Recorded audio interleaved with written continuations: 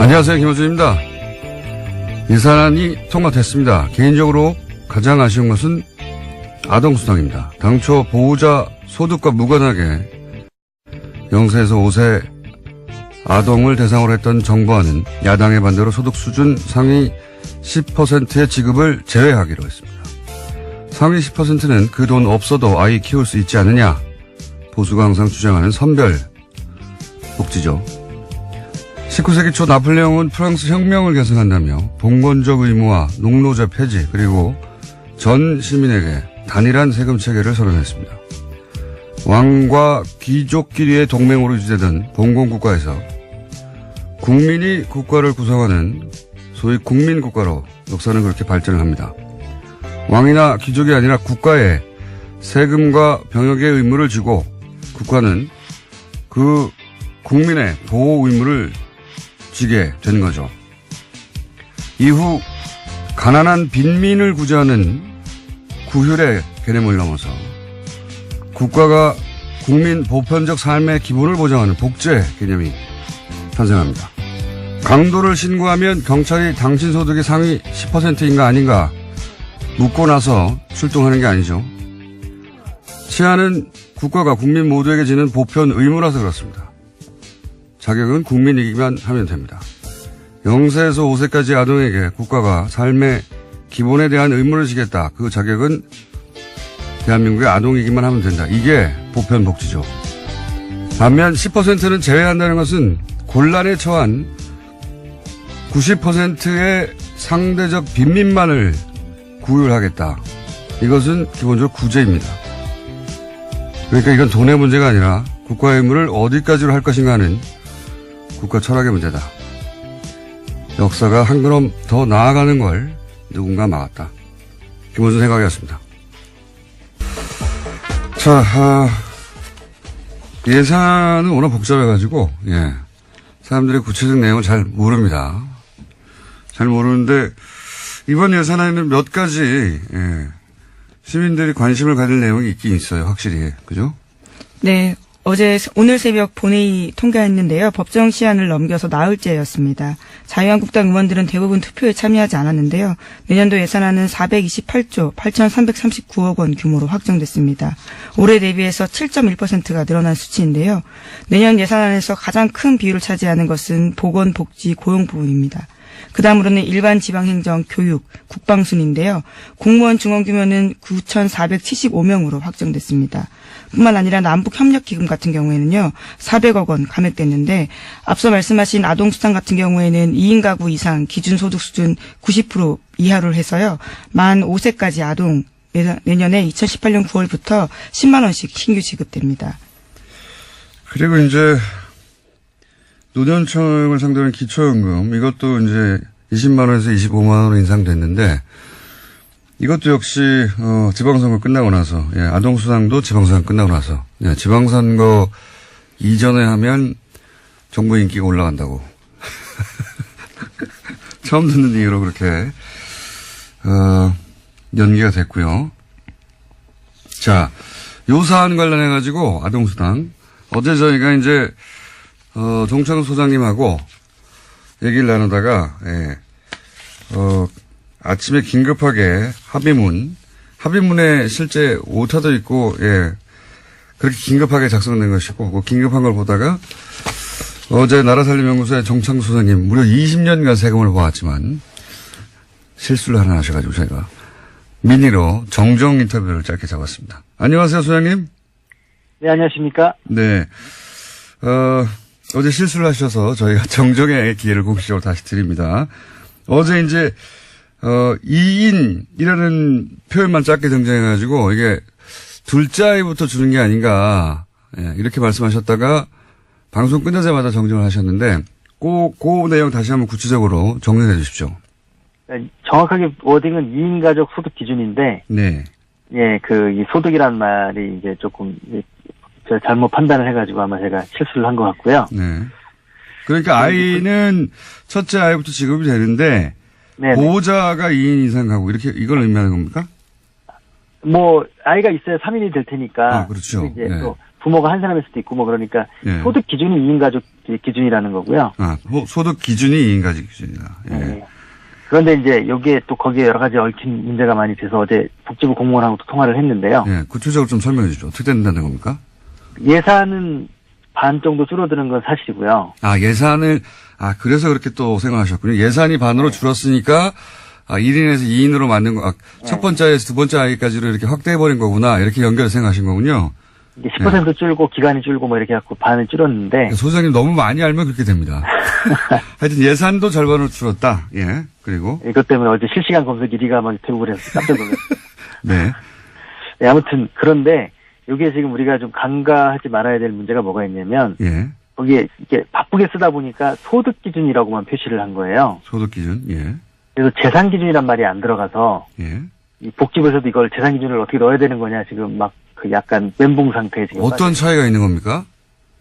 왜냐하면 그 소득 근로소득 월급 받는 분들, 네네. 그런 분들은 소득이 좀 클리어하잖아요. 예. 근데 그게 별로 없고 재산, 부동산 뭐 이런 분들 투명하지 않은 분들, 분들이 예를 들어서 그 경우에 뭐 100억대 건물주다. 네. 이럴 경우에 이제 그 소득이 정확하게 안 잡힐 수도 있다. 임대료도 막 등록이 안 돼 있고 막 그런 거. 아하. 그러니까 실제 봉급 생활자들은 그 급여가 높다고 빠지는데, 예, 훨씬 더 실제로는 많이 버는 건물주들은 받을 수도 있다. 이런 얘기겠네. 네, 그래서 이후에 이게 이제 좀 다시 바뀌어야 될 것 같고요. 예. 또 하나는 뭐냐면 이게 이제 봉급 소득자들 안에서도 예. 맞벌이 부부들이 있잖아요. 예. 맞벌이 부부 합산이니까 예. 가구소득 기준이니까. 그러면 부부가 합산되면 예를 들면 지금 3인 가족 기준으로 했을 때 뭐 723만 원, 뭐 부모와 아이를 둘이면 800만 원 뭐 이렇게 되는데 예. 700만 원이라고 치면 예. 부부가 합쳐서 700만 원을 벌면 또 20%에 드릴 수 있는 거죠. 그리고 또 제가 이제 이걸 보다가 아직 언론에서 그 대목을 지적하지 않던데 네. 이렇게 되면은 어쨌든 10%를 걸러내야 되는 거 아닙니까? 그렇죠. 90%만 주기로 했으니까 이게 이제 0세부터 5세까지 영유아동 전체면 누구든 다 지급되는 건데 이걸 이제 90%만 주기로 했으니까 그러면 내가 그 90%에 들어간다고 하는 걸 입증하기 위해서 서류를 내야 되는 거 아닙니까? 그렇습니다. 그거 문제도 있고요. 예. 그러니까 이 시민들의 불편도 있고 공무원을 늘려야 되는 문제가 있습니다. 또. 그렇죠. 예. 왜냐하면 예. 국세청에서 우리나라 국세청이 세계에서 1위거든요. 1인당 그 세금을 걷는 액수가 전산화돼가지고. 예. 그런데 그 탈세라든가 아니면 민원을 처리하는 분들이 예. 겨우 뭐 1%도 안 되는 돈 때문에 그 전체 조직의 1-20%가 움직이거든요. 그렇겠군요. 그런 것처럼 마찬가지로 여기서도 누가 10%냐. 그렇죠. 예. 90% 이걸 가려내는 행정 이게 들어가고요. 복지부 쪽 얘기는 최소한 기초지자체마다 2-3명 이상은 공무원을 새로 뽑아야 되는 거 아니냐. 추가로. 그런 얘기. 예. 예. 그렇습니다. 왜냐면은 저절로 90% 이하라는 걸 스스로 알 수가 없기 때문에. 네. 그러면은 이제 내가 90% 이하라는 걸 90% 이하라는 걸 입증하기 위해서 그러니까 10%를 걸러내자고 네. 나머지 90%가 서류 준비를 해서 내야 되고 공무원들은 전 국민 중에 이제 그 해당되는 90%를 지원하기 위해서 그 서류 분리를 해야 되는 거 아닙니까? 분류를. 굉장한 낭비인데요, 사실. 예. 대상자가 253만 명인데요. 예. 그 중에서 25만 명을 가려내기 위해서 253만 명 전체가 서류를 내야 되고 또 25명을 가려내기 위해서 또 공무원들이 또 움직여야 되고 그래서 공무원 이번에 2,700명 줄였잖아요. 예. 한 1,000명은 이것 때문에 들어갈 가능성이 있습니다. 그러니까 자원장부 뭐 얘기하면서 이걸 줄였는데 실제로는 이것 때문에 더 큰 정보가 필요하게 생겼어요. 앞뒤가 안 맞는 그래서 막상 하면 더 숫자가 늘어날 수도 있다는 게 전문가들 얘기입니다. 알겠습니다. 이거를 그 10%를 깎느라고 이게 선별복지라고 하는 이제 보수의 참고를 구호를 위해서 참고 말씀드리면 OECD 35개 국가 중에서 31나라가 이 아동수당을 도입 이미 했고요. 예. 그중에 20개 국가가 전체에게 지급하고 있습니다.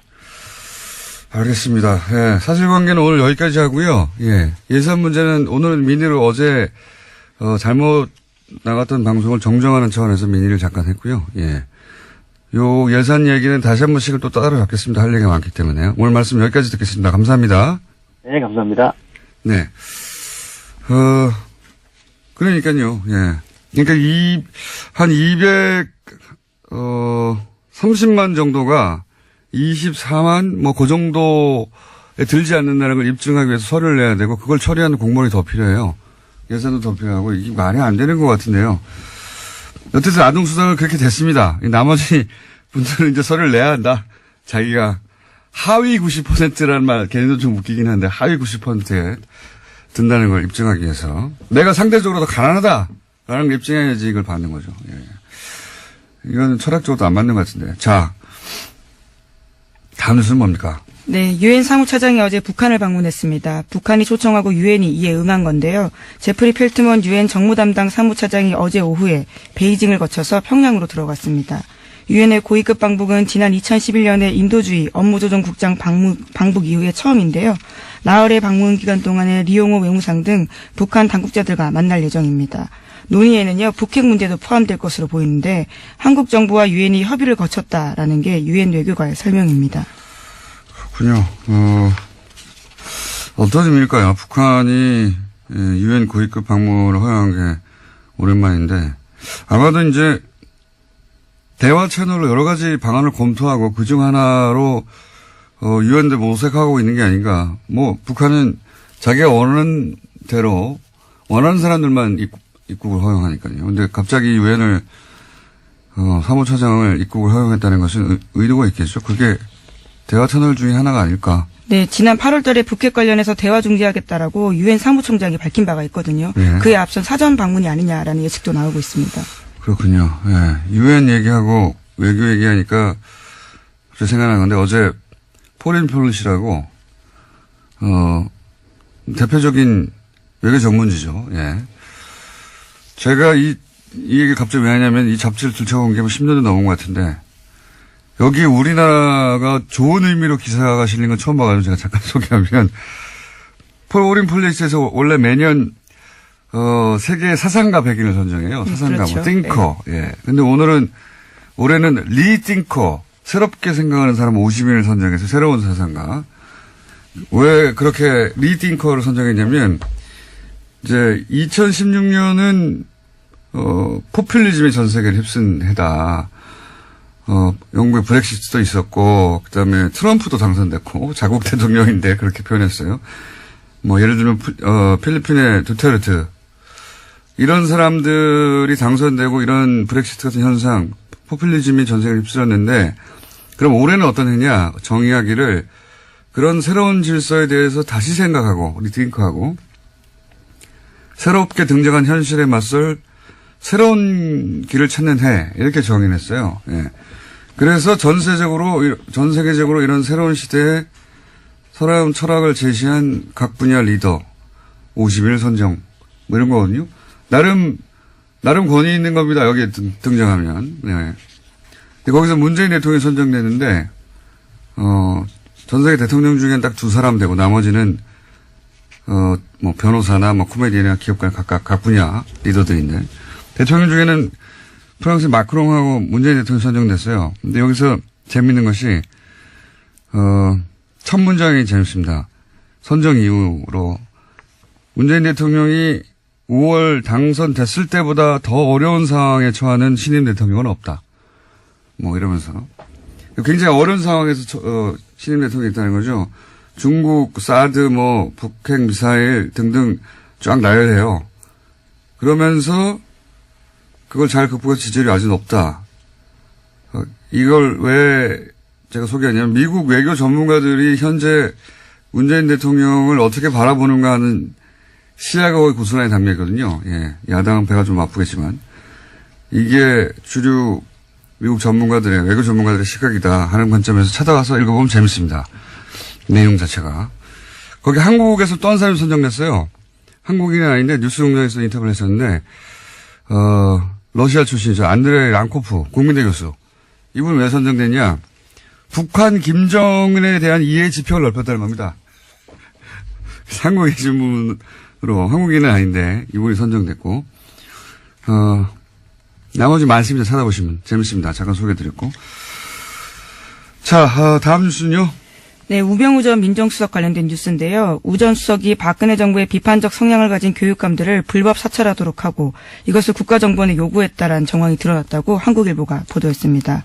우 전 수석은 지난해 3월 말 국정원 쪽에다가 정부 시책에 비판적인 교육감을 상대로 실질적 견제가 가능한 내용을 정교하게 파악하라 이렇게 요구했습니다.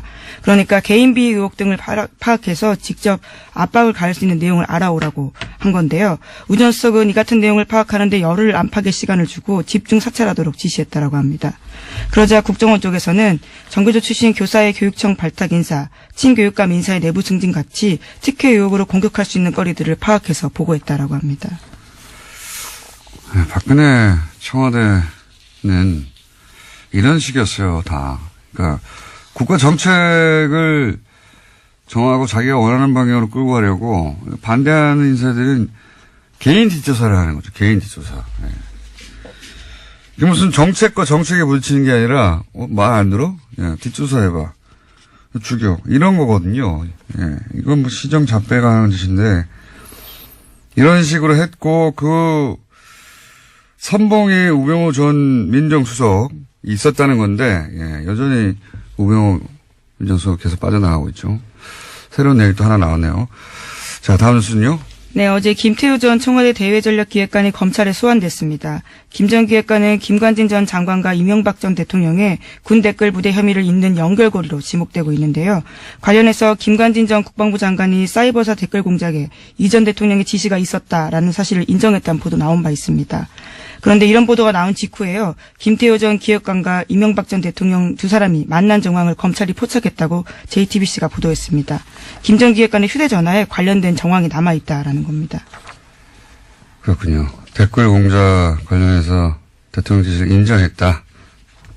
네, 인정했다는 사실에 대해서는요. 이미 보도해 드린 바가 있는데요. 그 보도를 보고 황급하게 연락한 정황이 나온 겁니다. 그렇군요.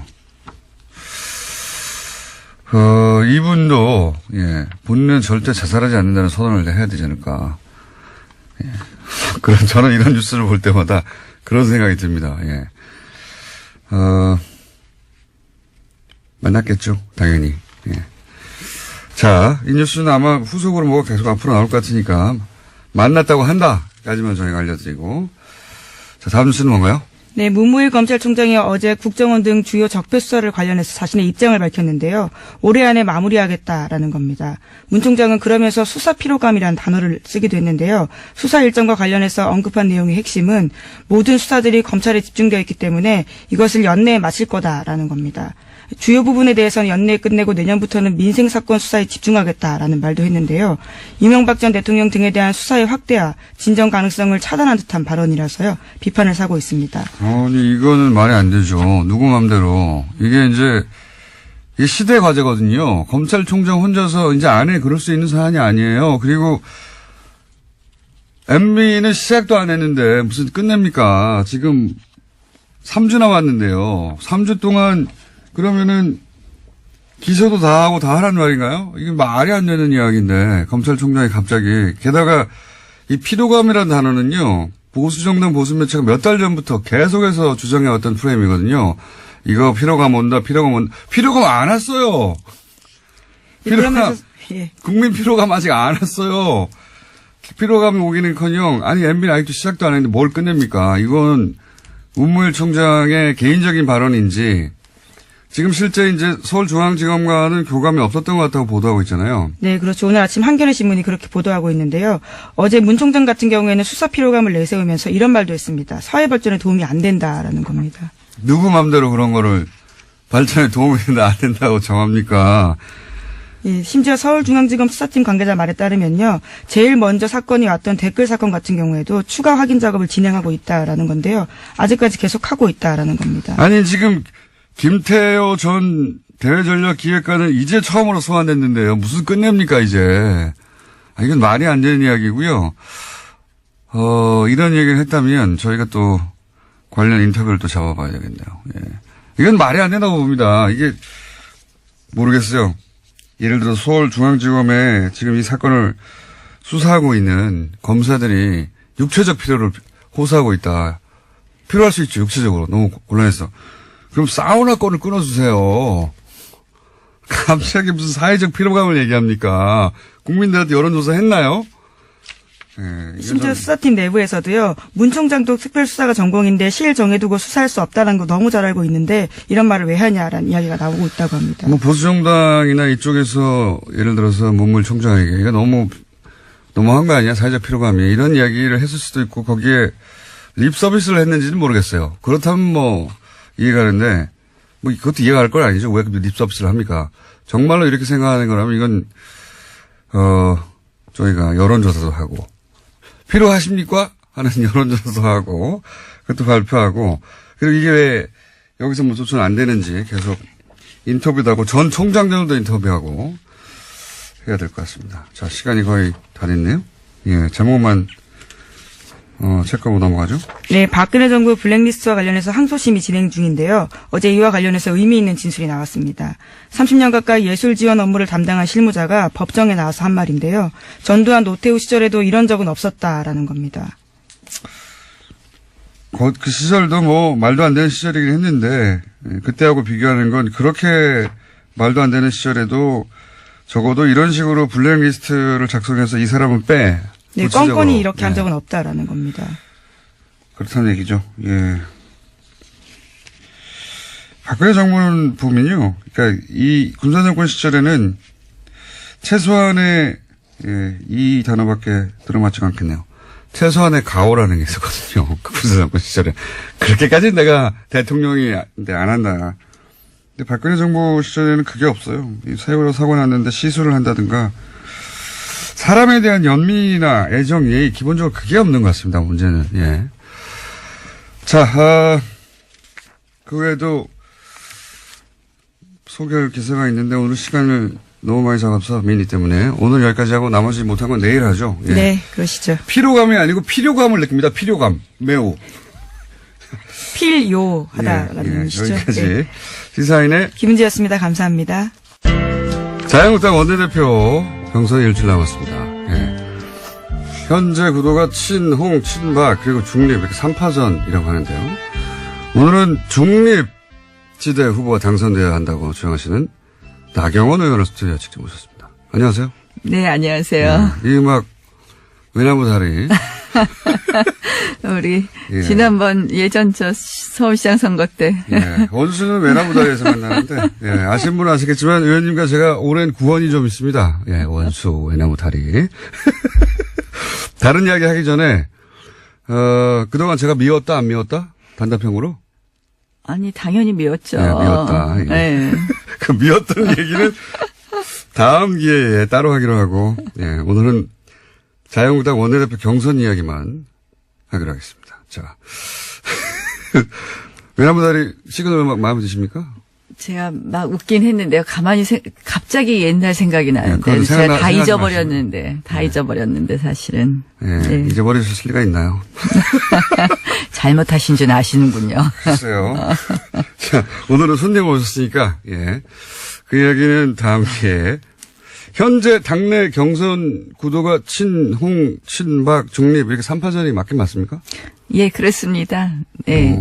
이제 후보들이 속속 출마 선언을 하고요. 오늘은 그 중립 후보 단일화를 위한 토론회를 합니다. 그래서 오늘 토론회하고 오늘 내일 이틀 여론조사를 해서 내일 단일 후보 발표하기로 했습니다. 중립 후보라면 이주영, 조경태, 한선교 의원 이렇게. 예, 그렇습니다. 예, 세 분. 근데 예. 그 단일화를 의원님이 주선 혹은 제안하신 거라면서요? 그렇게 언론에 보도됐던데. 예. 그러니까 사실 이제 저는 처음부터 이번 원내대표 선거는 개파 대리전이 돼서는 안 된다고 생각을 했거든요. 가장 중요한 핵심이 이제 이 당이 안 그래도 힘이 없는데 정말 진정으로 통합이 되어야지 문재인 정부의 힘이 없긴 없습니까? 예, 느끼십니까?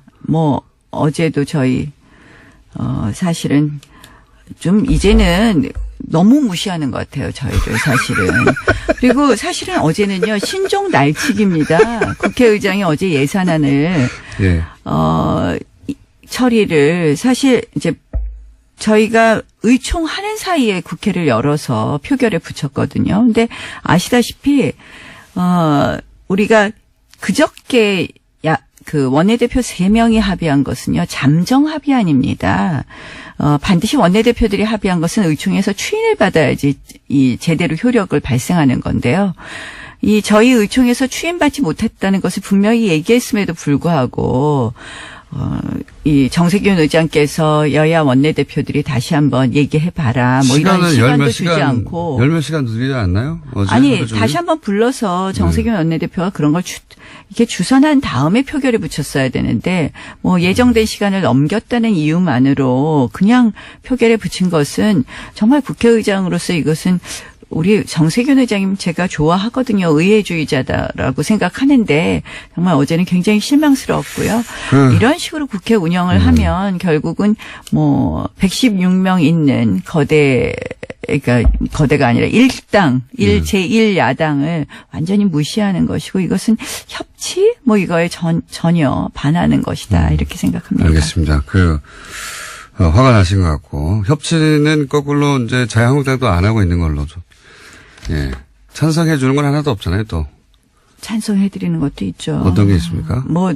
아니, 저희가 찬성 안 하면 법안 통과됩니까? 그러니까, 찬성을 특별히 해 주는 건 없는 걸로 알고 있는데, 제가. 예.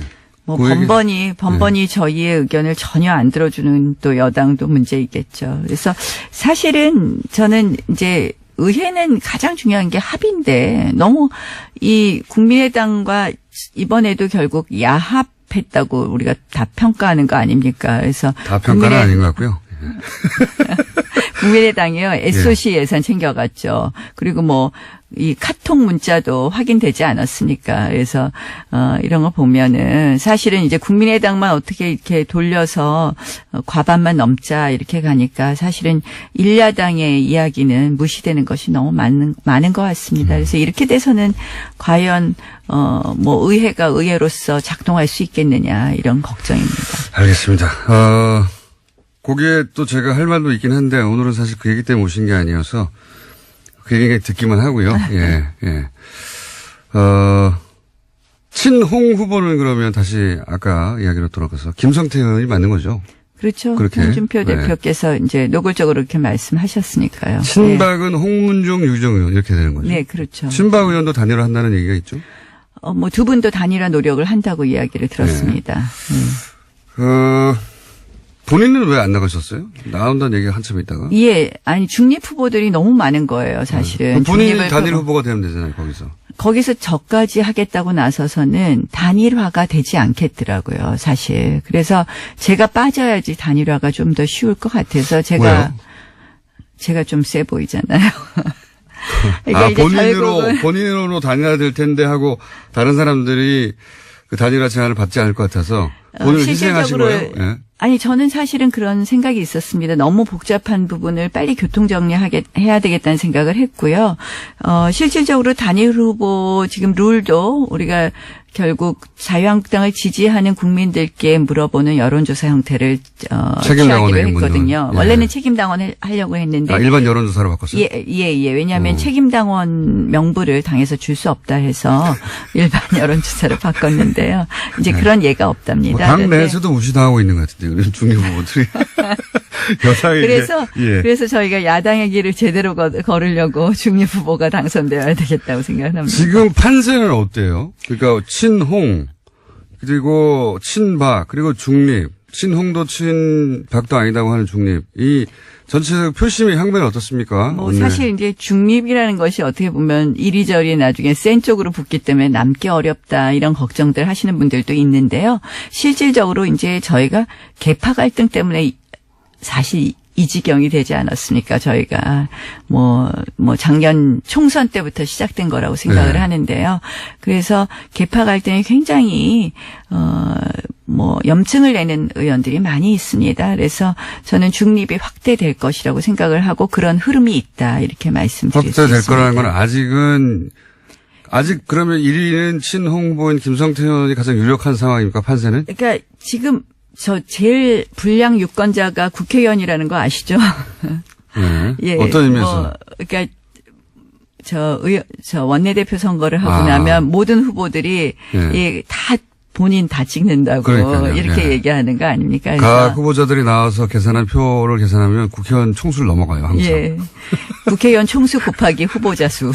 예, 그렇게 되는데요. 그래서, 친박 후보와 이 친홍 후보는 지금 그 아주 핵심 계파로 묶여있는 몇 명, 이게 이게 숫자가 나오지 그럼 않습니까? 100으로 나눴으면 친홍은 몇 쯤 됩니까, 현재? 저는 판세를. 한 35에서 40은 친홍으로 그러니까 친홍으로 묶을 수 있다고 묶을 수 봅니다. 있다. 예. 그리고 친박은? 친박도 뭐 30표 내외 정도를 지금까지 그럼 남아 있는 둘이 합치면 70인데요. 예.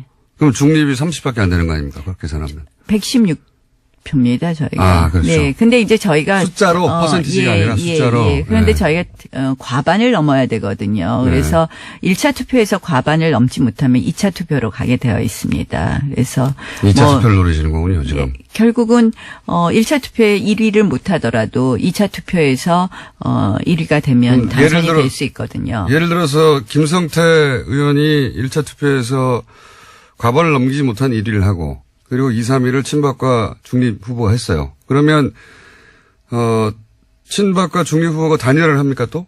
단일화를 단일화할 하는 필요가 것이 없죠. 아니라 지금 2위가 돼. 예, 그렇죠. 그러니까 예를 들어서 중립에 있으면 예. 어느 쪽이 1등을 하든 네. 저희가 2등만 해도 떨어진 쪽이 저희를 찍게 되어 있는 거죠. 아, 그렇게 보시는 거군요. 네, 예. 거꾸로 예를 들어 친박이 2위를 했어요. 그러면 중립은 친박을 밉니까? 친홍을 밉니까? 그랬을 때는 중립은 나눠진다고 봅니다. 각각 나라 개인 자산으로 나눌 것이다. 그럼 어떻게 될지 이제 모르고. 그러면 2위가 결국은 목표네요. 홍준표 사당화가 더 문제냐, 친박의 부활이 더 문제냐에 대해서 어느 쪽이 더 고민을 한다고 생각을 합니다. 저는 사실은 이 친박의 부활도 굉장히 문제인데, 뭐 사실 뭐 서청원, 최경환 의원에 대해서 어제 뭐 홍준표 당대표께서도 소멸되는 과정이다 이런 표현을 쓰셨거든요. 그래서 그런 면에서는 지금의 권력인 홍준표 대표의 사당화 이 부분에 대해 더 큰 문제 아닌가 이렇게 친박은 생각합니다. 어차피 소멸되어 가는 과정인데 친홍이 더 문제다. 그런데 네. 홍준표 대표가 왜 이렇게 문제죠? 왜 절대 안 된다고 생각하십니까? 굉장히 장점도 있으시지만 예. 사실은 외연 확대에 있어서 상당히 문제가 있다고 생각을 합니다. 홍준표 대표의 문제입니까? 아니면 김성태 후보 개인 자질의 문제입니까? 저는 홍준표 대표의 문제를 말씀드립니다. 김성태 후보의 개인 자질은 문제가 없나요? 뭐 그 부분은 각자 의원들마다 성향이 다를 거라고 생각을 합니다. 의원님 생각이 보시기에는요? 저희가 이제 원내대표가 어제 보면 저희가 전략과 전술에서 다 실패했다. 치밀함에서 부족했다. 이런, 지적들을 많이 하고 어제 있습니다. 예산안 예산안 처리 과정에서. 결국은 원내대표가 샤우팅만 해도 안 되고 그렇다고 새님처럼 앉아서 계산만 해도 안 된다고 생각을 하거든요. 두 캐릭터를, 그러니까 정말 치밀함과 또 돌파력과 이러한 것을 다 가져야 된다고 생각을 하는데요. 사실 이제 나온다고 하시는 분들 어느 한 분, 둘 다 가진 사람이 없다. 문제가 되는 사람이 없다고도 볼 수 있고 모두들 또 미흡하다고 볼 수 있는 김성태 부분도 의원은 있다고 어느 쪽이 생각합니다. 부족합니까? 뭐 김성태 의원하고 친하다고 자꾸 물어보시면 아니, 저희가 제가 이제 자주 나오니까. 김성태 의원에 대해서 뭐라고 얘기하면 다른 후보들이 또 화를 낼 수도 있고. 좋은 점 빼고 예. 나쁜 점만 얘기해 보세요, 그러면. 아니 그러면 이제 나쁜 것만 기사되잖아요. 김성태 의원은 좋지 않습니까? 친홍 후보가 타격을 입는 건 좋지 않습니까? 뭐 이 정도 하죠. 중립 근데 문제가 있긴 있군요. 보시기에. 아니 뭐 김성태 의원은 이제 뭐 이 돌파력은 있으나 있다. 머리가 없다. 샤우팅은 강하시죠. 네. 샤우팅만 강한 그쪽이 너무 강하다 상대적으로. 이렇게 꼭 말씀을 이렇게 만드시는군요. 그러니까 이제 중립 후보는 나눠질 것 같습니다. 만약에 친박 후보가 2등이 돼서 그렇게- 친박과 친홍이 붙었을 때는. 그럴 경우에. 그러니까 지금 중립 후보의 1차 목표는 2위를 하는 거네요. 네, 그렇습니다. 2위를 하면 친박이 친홍을 찍을 수는 없다. 네. 이렇게 보시는 거고. 네. 그럼 당선 가능하다. 이런 네. 로드맵이네요. 네, 네. 그러면 그렇게 해서 결국 원내대표로 가는 게 뚫릴 수도 있는데 본인은 왜 굳이 안 하셨어요? 제가 한다 그러면 룰이 합의가 잘 안 될 겁니다. 아까 본인이 너무 말씀드린 강력한 것처럼. 후보라서? 그러니까 이 뭐 다른 면에서 강력한 게 아니라 제가 늘 이제 뭐 여론조사 같은 거 하면 제가 그래도 잘 나오는 편이니까. 왜 웃으십니까? 예, 제가 10년 전에 직접 인터뷰한 적이 있었는데. 네, 맞습니다. 그때는 네. 친했어요. 그때는 이렇게까지 뻔뻔하지 않았거든요. 근데 의원실 있을 때 인터뷰할 땐 잘해주시던데 인터뷰 내용은 뭐 별로 그때도 우호적이지 않으시던데 뭐 그 정도는 기사로 나온 거는. 우호적인 게였습니다. 그 정도. 알겠습니다. 그 이유를 생각해 보세요. 서울시장 선거 때. 자, 그 얘기 나중에 하고요. 홍준표 대표의 사당화가 문제다. 이런 주장도 하셨는데, 뭐, 네, 사당화가. 그렇습니다. 그러니까 홍준표 대표가요. 뭐가 사당화죠? 사당화라는 것, 대표라는 거는 당원 당규에 따라서 당원이 위임한 권한을 행사하는 거 아닙니까? 네. 그러니까 모든 권한을 행사하는데 당원 당규에 따라서 해야 된다고 생각을 합니다. 근데 어제만 해도, 어제 관훈클럽 토론회에서 이런 말씀을 하셨어요. 새로 원내대표 선출되게 되면 원내 사안도 내가 관여하겠다. 근데 저희는 분명히 투톱 시스템이거든요. 대표는 당을 대표하는, 그래서 당무를 총괄하는 업무를 하는 거고, 원내 사안에 대해서는 원내대표가 최고의 권한과 책임을 가지고 있거든요. 그런데 뭐든지 본인이 다 하시겠다 그러세요. 원내대표도 자신이 오달 내리겠다. 말하자면. 그다음 그동안 모든 발언이 그렇잖아요. 광역단체장도 누구는 된다, 누구는 안 된다. 뭐 이 사람은 공천 안 줄 거다. 뭐 부산시장에 대해서. 서병수 부산시장에 대해서 안 된다고 얘기했고. 근데 사실은 광역단체장도요. 저희가 분명히 광역단체장은 대통령 선거 후보를 선출하는 것과 똑같은 방법으로 경선을 하는 것이 원칙입니다. 다만 취약 지역에 한해서 우리가 전략 공천을 할 수 있는 건데요.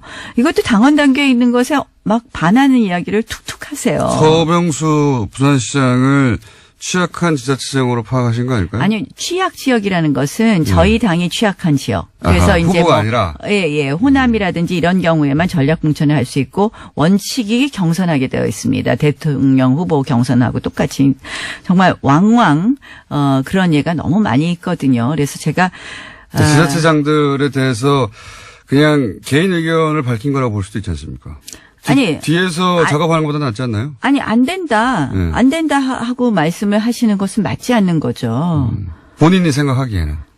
아니, 본인이 생각하는 것이 아니라 그냥 안 줄 수 있어. 안 주겠어. 공천 안 준다? 안 준다. 이런 식으로 공천권을 본인이 가지고 있는 것처럼 이야기하시는 거. 그다음에 그 외에도 굉장히 많은 당원 당규를 지키지 않는 사례가 너무 많이 있습니다. 또 하나만 얘기해 주세요, 그러면. 하나 더 얘기할까요? 사실은 이거는 이제 박근혜 대통령 출당 문제인데요. 저는 사실은 출당을 하는 절차가 맞다고 생각을 합니다. 그런데 그 절차가 틀린 겁니다. 예를 들어서. 사실은 당원 당규에 따르면 반드시 최고의 의결을 거쳐야 됩니다. 그런데 최고의 의결로 확정되는 것입니다. 그런데 이것도 최고의 의결이 필요 없다고 본인이 막 주장을 하셨거든요. 유불리에 따라서 본인이 당원 당규에 정해진 걸 그냥 건너뛰거나 한다. 예. 그래서 저는 우리가 이렇게 실패한 것, 또 우리가 지금 사실은 국민의 지지로부터 멀어진 것은 사실 박근혜 전 대통령의 어떤 국정농단의 핵심이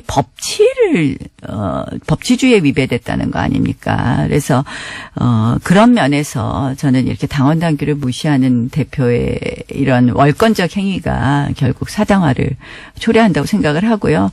최근에 이제 당무감사 같은 거 보면 또 마찬가지거든요. 사실 당무감사해서 현역 국회의원을 당협위원장에서 내쫓는 예는 여태까지 정당 사상에 거의 찾아볼 수가 없거든요. 굉장히 계획적인 거 아닙니까? 현역이라 하더라도 위원장이 쫓아낼 수 있다. 굉장히 계획적인 거 아니에요? 그러니까 줄 세우는 거죠, 한마디로. 그걸 줄 세우는 거라고. 줄 세우는 거죠. 그러니까 그 말도 일리는 있네요. 줄 세우는 겁니다. 그래서 저는 제일 나쁜 것이 줄 세우는 거라고 생각을 합니다. 워낙 홍준표 대표가 당내에 줄이 없어서 그런 거 아니에요? 세력이?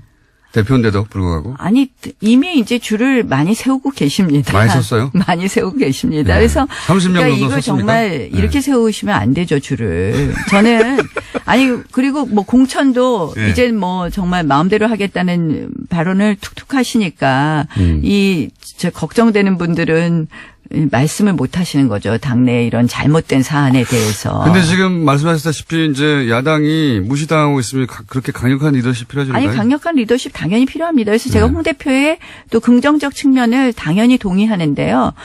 이것이 20%를 못 넘기는 거죠. 그런 결국은 언행과 좀 더 보수 가치의 핵심 중에 저는 법치라고 생각을 하고요. 판사 출신이시니까 또. 네, 그렇습니다. 저는 네. 굉장히 중요하다고 생각합니다. 그래서 이러한 부분 제대로 지키지 않고 있고, 그러니까 보수는 사실은 유능하다, 신뢰할 수 있다, 그다음에 일관성이 있다, 예측이 가능하다 이래야 되는데 이러한 부분을 지금 깡그리 무시하는 쪽으로만 가시고 계시거든요. 그래서 사실은 이런 부분에 있어서 아쉬운 부분이 있습니다. 알겠습니다. 벌써 시간이 다 됐어요. 이렇게 시간이 빨리 지나갑니다. 저희 방송에 나오시면 2분, 3분밖에 안 남았는데 나오신 김에 제가 궁금했던 거 현 정세에 관한 이야기를 길게는 못하겠고 단답형으로 몇 가지 여쭤볼게요. 네. 예. 바른정당과 국민의당은 통합한다 못한다? 못한다. 못한다. 국민의당 호남계는 분당한다 안 한다? 당분간 분당 안 한다. 하지만 할 수 있다. 네. 유승민 대표, 안철수 대표는 차기 대선 후보로 살아남는다 못 남는다? 못 남는다. 두 사람 다? 네, 못 남는다고 생각합니다. 못 남았으면 좋겠다? 아니, 못 남는다고 생각합니다. 못 남는다. 유승민과 안철수 한 사람만 선택하라면 유승민이다 안철수다? 어떤 면에서 한 사람을? 그러니까 뭐 예를 들어서- 살아남는 사람 아니면 뭐 살아남고 그 이후에 예를 들어서 연대할 수 있고 뭐 연대할 수 있는 사람은 유승민 대표죠. 살아남는 사람은요? 살아남는 사람은 가능성으로 따지면 안철수 대표가 좀 더 높다고. 좀 더 높다. 하지만 결국은 둘 다 못 살아남는다. 네. 못 살아남았으면 좋겠다는 마음도 조금 담겨 있다. 아니 이제 우리 작년에 JP 총재 만났는데 안철수 대표에 대해서 참 뭐 다 좋은데 정치 경력이 짧아서 이러시더라고요. 그게 딱 느껴지는 부분이 있었습니다. 못 살아남았으면 좋겠다는 마음이 조금은 담겨 있다? 없다. 아니 그 마음을 안 실어도 당연히 못 살아남습니다. 근데 담겨 있다 없다. 뭐 안철수 대표에 대해서는 제가 크게 그렇게 생각하는 바가 없습니다. 유승민 대표에 대해서는 라이벌일 수 있으니까 좀 담겨 있다. 아니 두 분 다. 담겨 있다. 두 분 다 어차피 못 살아남을 것 같은데 뭐 담겨 그건 전망이고 본인의 마음이 담겨 있다 없다. 전 마음은 전혀 관심 없습니다. 매우 담겨 있는 것으로 그럼. 문재인과 홍준표 중에 누가 더 밉다? 현재 기준으로는? 현재 기준으로는 지금 이제 사당하게 얘기했으니까 홍준표 대표가 더 밉다고 얘기해야 될 것 같지만 문재인 대통령 요새 좀 지나치십니다. 네. 홍준표 대표도 만만치 않게 밉다. 이 정도로 할까요, 그럼? 그래도 저는 야당 의원입니다. 제가 40초인데 질문 많은데 몇 가지 추려야 되겠네요. 네. 문재인 지지율이 이렇게 높게 유지되는 이유 한 가지만 꼽자면? 국민 소통. 자유한국당 지지율이 못 올라가는 이유 한 가지만 꼽자면? 우리 김어준 공장장이 우리 편 안 들어줘서. 언론 환경이 좋지 않다는 것도 한마디 드리고요. 뉴스 공장 하나 있어요. 나경원은 대선 후보로 나선다 안 나선다? 지금 생각 없다. 지금은 안 하지만 결국은 나선다 안 나선다? 언젠가는 나선다. 오늘 여기까지 하고요. 좀 자주 오시죠. 그동안 한 번도 안 불러주셨습니다. 나경원 의원이었습니다. 노르가즘 노회찬 원내대표 나오셨습니다. 안녕하십니까. 네, 안녕하십니까. 자, 예산안이 이제 중요한 화제일 수밖에 없고 어제 통과됐기 때문에 오늘 통과됐습니다. 오늘이죠. 새벽에 통과됐으니까 오늘 통과됐고. 근데 나경원 의원이 2부에 잠깐 나오셨는데 이런 항의를 하고 가셨어요. 이제 잠정 합의를 했다, 원내대표. 네, 네. 잠정 합의라는 것은 이제 의원총회에 돌아가서 추인을 받아야 되는 사안인데 추인도 안 됐는데 통과시켰기 때문에 이건 날치기다, 신종. 이렇게 표현을 했어요. 여기에 대해서 전문가로서 한마디 제가 손님으로 오셔가지고 일일이 반박을 못했는데. 네. 일단 예산안은요. 네. 국회 선진화법에 의해서 그 합의가 이르지 못하면은 본회의에 자동 회부되게 돼 있습니다. 12월 2일까지. 예. 그래서 자동 부의. 예. 12월 1일 날 자동 부의된 상태였고 이미. 12월 1일 날 부의된 상태였고 예. 이제 수정안이 나왔는데 소위 말하는 잠정합의라는 거는 수정안에 대한 잠정합의. 예. 수정안에 사인은 했지만 의원총회에서의 동의를 구하지 못했기 때문에 잠정합의에 불과하다고 얘기한 것은 수정안에 대한 자유한국당의 입장이고 예. 근데 그 수정안도 국민의당이나 민주당은 합의한 상태였거든요. 예, 예. 그래서 원안이 자동 부의된 상태에서 예. 어떤 수정안이라도 나올 수 있는 거예요. 예, 예. 이것은 뭐 50명 이상이 동의해가지고 그 여기저기서도 낼 수 있는 것이고요. 예. 그래서 잠정 합의였기 때문에 안건 자체가 올라가면 안 된다, 다루어서는 안 된다는 얘기는 그 어느 나라 국회의원인지를 일단 확인해야 됩니다. 대한민국 국회의원은 그런 얘기 할 수가 없거든요. 자동부이기 때문에. 예. 근데 이제 논리는 이건 것 같아요. 잠정 합의가 됐다는 것은 이제 원내대표끼리 얘기고, 네. 예. 의원총회를 해서 총의를 모아서, 거기 추인을 하거나 반대하거나 의사결정을 해야 되는데 그 과정을 기다려주지 않았다. 뭐 이런. 근데 그 얘기. 과정에 참여 안 했잖아요. 그 과정이 표결 과정이지, 그거는 안건을 상정하는 과정은 아닌 거죠. 예. 그리고 사실, 그리고 수정안은 예. 뭐 그 원내 교수단체들의 어떤 모든 교수단체들의 동의가 있어야만 올린다거나 이런 건 아니에요. 예. 그거는 뭐 정족수 어느 정도 수만 되면은 의사 정족수만 되면 올릴 수 있는 거죠. 그래서 표결에, 이렇게 만약에 의원총회에서 이 안은 우리가 반대한다고 했으면 사실 표결에 참석했어야 되는 거죠. 참석했어야 되는 거죠. 네, 그렇게 생각이 되는데, 이와 같이 이제 자유한국당에서는 제1야당을 무시하고 날치기를 통과시켰다라는 게 지금, 자유한국당 입장인 것 같아요. 날치기라는 거는 되게 이제 의원들이 반대하는 가운데, 근데 그 사람들이 그 표결하지 말라고 얘기하지는 않았어요. 자, 뭐, 그런 일이 있었습니다, 어제. 그래서 사실은 자유한국당도 통과를 막지 못하는 건 알고 있었죠. 알고 있었는데, 그래도 이제 지지자들 향해서 뭐라도 했다고 이제 퍼포먼스를 해야 하니까, 예. 어제 그렇죠. 퍼포먼스가.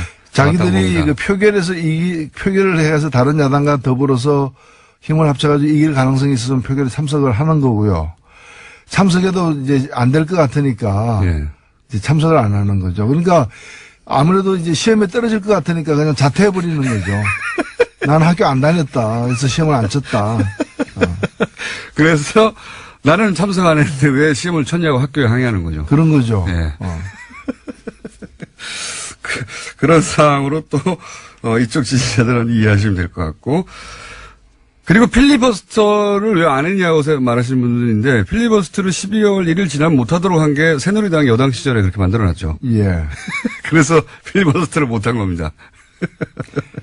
뭐 어떤 제가 볼 때는 의지, 예. 투지, 뭐 심지어 체력 이게 되는지도 의문스러웠어요. 저 사실 필리버스터 한번 보고 싶거든요. 자유한국당에. 체력. 자, 근데 내용으로 들어가가지고, 뭐, 아동수당 기초연금이 지방선거 이후로 지금 연기된 거, 여기에 대해 말들이 많습니다. 예. 아동수당하고 기초연금 인상은 자기들도 그 다른 모든 정당들이 지난 대선에서. 5월 대선에서 약속을 했던 것이에요. 네. 그러니까 반대할 명분이 일단 없고요. 네. 두 번째 이걸 연기하면 누가 손해보느냐. 그러면 민주당이 손해보느냐. 그게 아니에요. 이 수당을 받게 돼 있는 사람들이 손해보는 거예요. 그렇죠. 그러니까 국민들의 고통이 더 가중되는 건데 그럼 왜 연기하려고 하느냐. 이걸 갖다가 예정대로 애초에 이제 예정했던 것처럼 오늘 통과됐으면 바로 내년부터 시행한다거나 네. 아니면 4월 혹은 뭐 나중에 여당에서 이제 수정안으로 양보한 게 7월부터였는데 네. 그렇게 할 경우에는 지방선거에서 여당에 대한 호감이 높아져 가지고 그러니까. 이제 싫으신다. 아니 그런 식으로 따지면은 근데 결국에는 자기들의 당리당략을 위해서 국민들의 고통을 더 받아라. 그런 이 얘기거든요. 셈이죠. 예. 이런 걸 우리가 보통 내자로 뭐라 그러는지 아세요? 민중의 적이라 그럽니다. 그렇잖아요. 민중이 더 고통받아야 자기들이 더 유리해진다면은 그런 위치에 있는 사람들이야말로 민중의 적인 거죠. 그러면 평창올림픽에서 금메달이 쏟아져 나왔다. 한국 선수단이, 대표단이. 그러면 이제 정부도 좀 칭찬받을 거 아니에요. 예. 그러면 평창올림픽도 연기해야 됩니까? 금메달 따면 안 됩니까? 제2의 김연아 나오면 안 됩니까? 말이 안 되는 거죠. 이게 지방선거 이전에 뭘 한 해만한 얘기는 과거에도 있었는데 지방선거 이후로 연기하라는 건 제가 처음 들어본 것 같아요. 의원 들어보셨습니까, 이거? 아, 저도 처음 들어보는 거죠. 지방선거 전에는 슬픈 소식만 있어야 된다는 얘기 아니에요. 지방선거 전에는 국민의 눈에서 피눈물만 나야 된다는 그런 말도 안 되는 얘기를 하는 거죠. 그리고 아동수당이 이제 90% 이하만 지급되게 하는 것도 결국 이제 야당의 주장에, 뭐 중간에 합의를 해서 이렇게 90%로 야당 반대 때문에 합의가 됐는데 이것도 문제가 많지 않습니까? 예, 보편적 복지의 원칙이 후퇴한 것이고요. 예. 이렇게 되면 그 10%를 고르는 작업을 그렇게 한 번만 하는 게 아니라 해마다 해야 됩니다. 왜냐하면 올해는 10%에 그렇죠. 들었는데 내년에는 10%가 아닐 수도 있는 거거든요. 11%가 될 수도 있고요. 예. 그럼 그걸 선별하는 작업이 다 행정 비용으로 들었는데 그러니까요. 공무원 줄이라고 하면서 예. 이렇게 되면 이걸 하는 공무원 더 늘려야죠, 사실은. 그러니까 항상 보수는 작은 정부 얘기하는데 실제로 이렇게 되면은 큰 정부가 필요한 겁니다. 오히려 거꾸로 요돈 아끼려고 공무원 비용이 훨씬 더 들어가게 생겼어요. 이게 보편적 복지라는 것이 혜택을 고루 주고 예. 다만 근데 왜 부자들에게 이런 거 없이도 될 부자들에게 왜 이걸 주느냐. 예. 그래서 부자들은 세금 많이 내라는 거거든요. 그런 거죠. 예. 근데 이제 이거 안 하고 나는 혜택 안 받으니까 이거와 관련된 세금 부담도 안 지겠다. 이렇게 논리적으로 이어질 수도 있는 거죠. 이 보편복지에 대한 개념 자체가 잘 없는 것 같아요. 예를 들어서 뭐 바다에 빠졌는데 당신 그 소득 구간이 10% 이상이야 아니면 이하야 이거 구분해서 구하지 않거든요. 그 치안은 보편적인 거거든요. 국민 얘기만 하면 받는 건데 그렇죠. 그런 개념 자체가 없는 것 같아요. 이거를 자꾸 예전에 이제 빈민구제하듯이 뭐 예를 들어 흉년 들면 쌀 나눠주는 것처럼 이렇게 시의 관점에서 자꾸 보다 보니까 예를 들면 우리 수돗물 있죠. 예. 이거 상수도 공급도 일종의 그 보편적 복지입니다, 사실은. 그러면 그 상위 10%는 수돗물 끊어버려. 그리고 비싼 생수 사다 쓰라고. 그러니까요. 당신 부자니까 경찰 못 보내 사설 그렇죠. 써. 뭐 이런 거. 우리 대기 오염을 갖다가 제거해가지고 맑은 공기를 공급하는 거는 이것도 이제 공공 서비스잖아요. 예. 그러면 그래서 그걸 위해서 돈을 많이 쓰잖아요. 다음 그 돈, 그런데 호흡은 똑같이 다 하잖아요. 근데 그 드는 비용에 대해서는 자산이나 소득이 많은 사람들이 더 세금 많이 내니까. 세금 많이 내는데 그러면 상위 10%는 그냥 산소 마스크 쓰고 다니라 자기 돈으로 산소 사가지고 그런 얘기가 비슷한 거죠. 보편복지는 계속 확대되어 가는 방향으로 가야 되는데 보수는 보편복지의 개념 자체가 없고 이건 불쌍한 사람 도와주는 거 다 시혜다. 근데 그거를 다 할 필요가 있냐 이렇게만 접근하는 것 같아요. 네. 어제 예산안 표결하는 과정에서 그 자유한국당 의원들이 그때 들어왔거든요. 들어와서 뭐 거센 항의를 하고 표결하려고 이제 정세균 의장이 진행을 하니까 다들 손팻말을 들었어요. 네. 그 손팻말이 사회주의 예산 반대예요. 사회주의 예산 반대. 아동수당하고 기초연금, 그 다음에 최저임금 보전 이런 걸 사회주의 예산이라는 거예요. 제가 볼 때 사회주의를 고무 찬양한 거죠. 사회주의가 얼마나 좋은가를 고무 찬양하는 거예요. 아니 그러면 자기들 공약으로 왜 걸었답니까? 그러니까요. 자기들 공약으로 걸었던 건데 이제 지금 작은 정부 지금 현 정부는 큰 정부 주사파 사회주의 이걸로 이제 프레임 주사파도 고무 찬양한 거죠. 아니 어느 나라에서 주사파가 국민 70% 지지를 받고 있습니까? 그런 프레임 작업을 계속 하고 있는 거죠. 예. 그 연장선상에서 시도를 했는데 뭐 성공적이지는 않은 것 같습니다. 성공적이지는 않은 것 같은데 기본적으로 그 철학이 있고 없고의 문제인 것 같아요. 이걸 국민 모두가 누려야 되는 기본권에 관한 기본권으로 보느냐 아니면 이제 불쌍한 사람만 도와준 불우이웃 돕기냐 이렇게 보는 거죠. 예. 불우이웃 돕기로 보는 것 같아요. 복지를 항상. 자, 불우이웃 돕자 그러면 또 그것도 반대할 거예요. 보편적 복지하니까 그걸 이제 일부만 주자고 한 건데 그러면 일부만 주자 이러면 그것도 반대할 가능성이 있는 거죠. 선별 치안, 선별 수도, 선별 경찰이 없듯이 이게 보편적인 기본적인 대한민국의 아이들에게만 하면 누려야 될 기본 선이다. 이걸 정하는 건데 그걸 못하게 하네요. 자, 그런데 이 예산안 통과에는 국민의당이 이제 협조를 해서 국민의당도 얻을 거 얻어갔는데요. 반면에 국민의당의 속사정, 소위 이제 통합, 바른정당의 통합 때문에 벌어진 속사정은 여전히 변함이 없는 것 같습니다. 이게 결국 안철수 대표는 포기하지 않는 것 같아요. 절대. 예, 그 길로 가는 것 같죠. 이제 무조건. 예.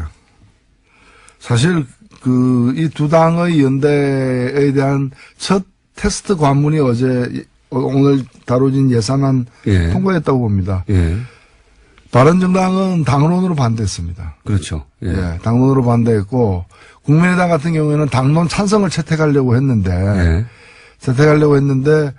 그 몇 분이 예. 그 강력하게 좀 반대를 해가지고 당론 찬성은 채택 안 됐지만 실제 표결할 때 보니까 거의 다 뭐 90% 이상이 찬성을 한 했거든요. 표 정도 빠진 것 같은데. 그러면 이제 바른당하고 관계가 뭐냐 이거죠. 정책 연대한다고 했는데 예.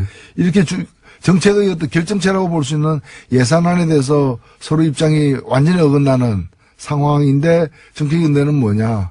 그러니까 참 그 연대라는 것이 정책 연대가 아니라는 얘기죠. 아닌 거죠. 예. 예. 불륜이죠. 그러니까. 예. 그 어떤 정략적인 목표 때문에 예. 연대를 갖다가 추구하는 것에 다름 아니다 이렇게 보여집니다. 그러면 국민의당 바른당 입장에서는 오히려 이해가는 면이 있습니다. 지금 뭐 교섭단체도 아니고 존재감이 점점 사라지니까 등치를 좀 키워야 되고 그래야지 다시 또 정치 일정 전면에 다시 자기 의사를 반영할 수 있으니까 그건 이해가 가는데 국민의당 안철수 대표가 이렇게 통합에 호남계의 결사적인 반대에도 불구하고 계속 가는 이유는 어떤 정치적 이유라고 보십니까? 저는 바른당만 가지고는 설명이 안 된다고 봅니다. 그렇죠. 바른당과 통합하면은 그 이전까지 보이지 않던 새로운 땅이 보인다라는 네. 어떤 판단을 하고 있는 게 아닌가. 바른당 11명인데 바른당하고 통합하면 기존의 국민의당에서 11명 이상이 나갈 수 있거든요. 그렇죠. 그렇다면 산술적으로 볼 때 별 도움이 안 되는 거죠. 소탐 대시라는 것처럼 보이는데 왜 굳이 그걸 하려고 하느냐. 네. 더군다나 나가려고 하는 사람들, 나갈 수도 있는 사람들이 다 호남계란 말이죠. 그러면 그렇죠. 국민의당 베이스가 흔들리는 건데 그래도 상관없다는 거거든요, 지금. 결국에는 자유한국당에 대한 어떤 관심, 자유한국당을 블루오션으로 보고 있는 거다. 네, 바른당을 블루오션으로 보는 게 아니라. 그 중간에 징검다리를 보는 것이다. 예, 그런 거죠.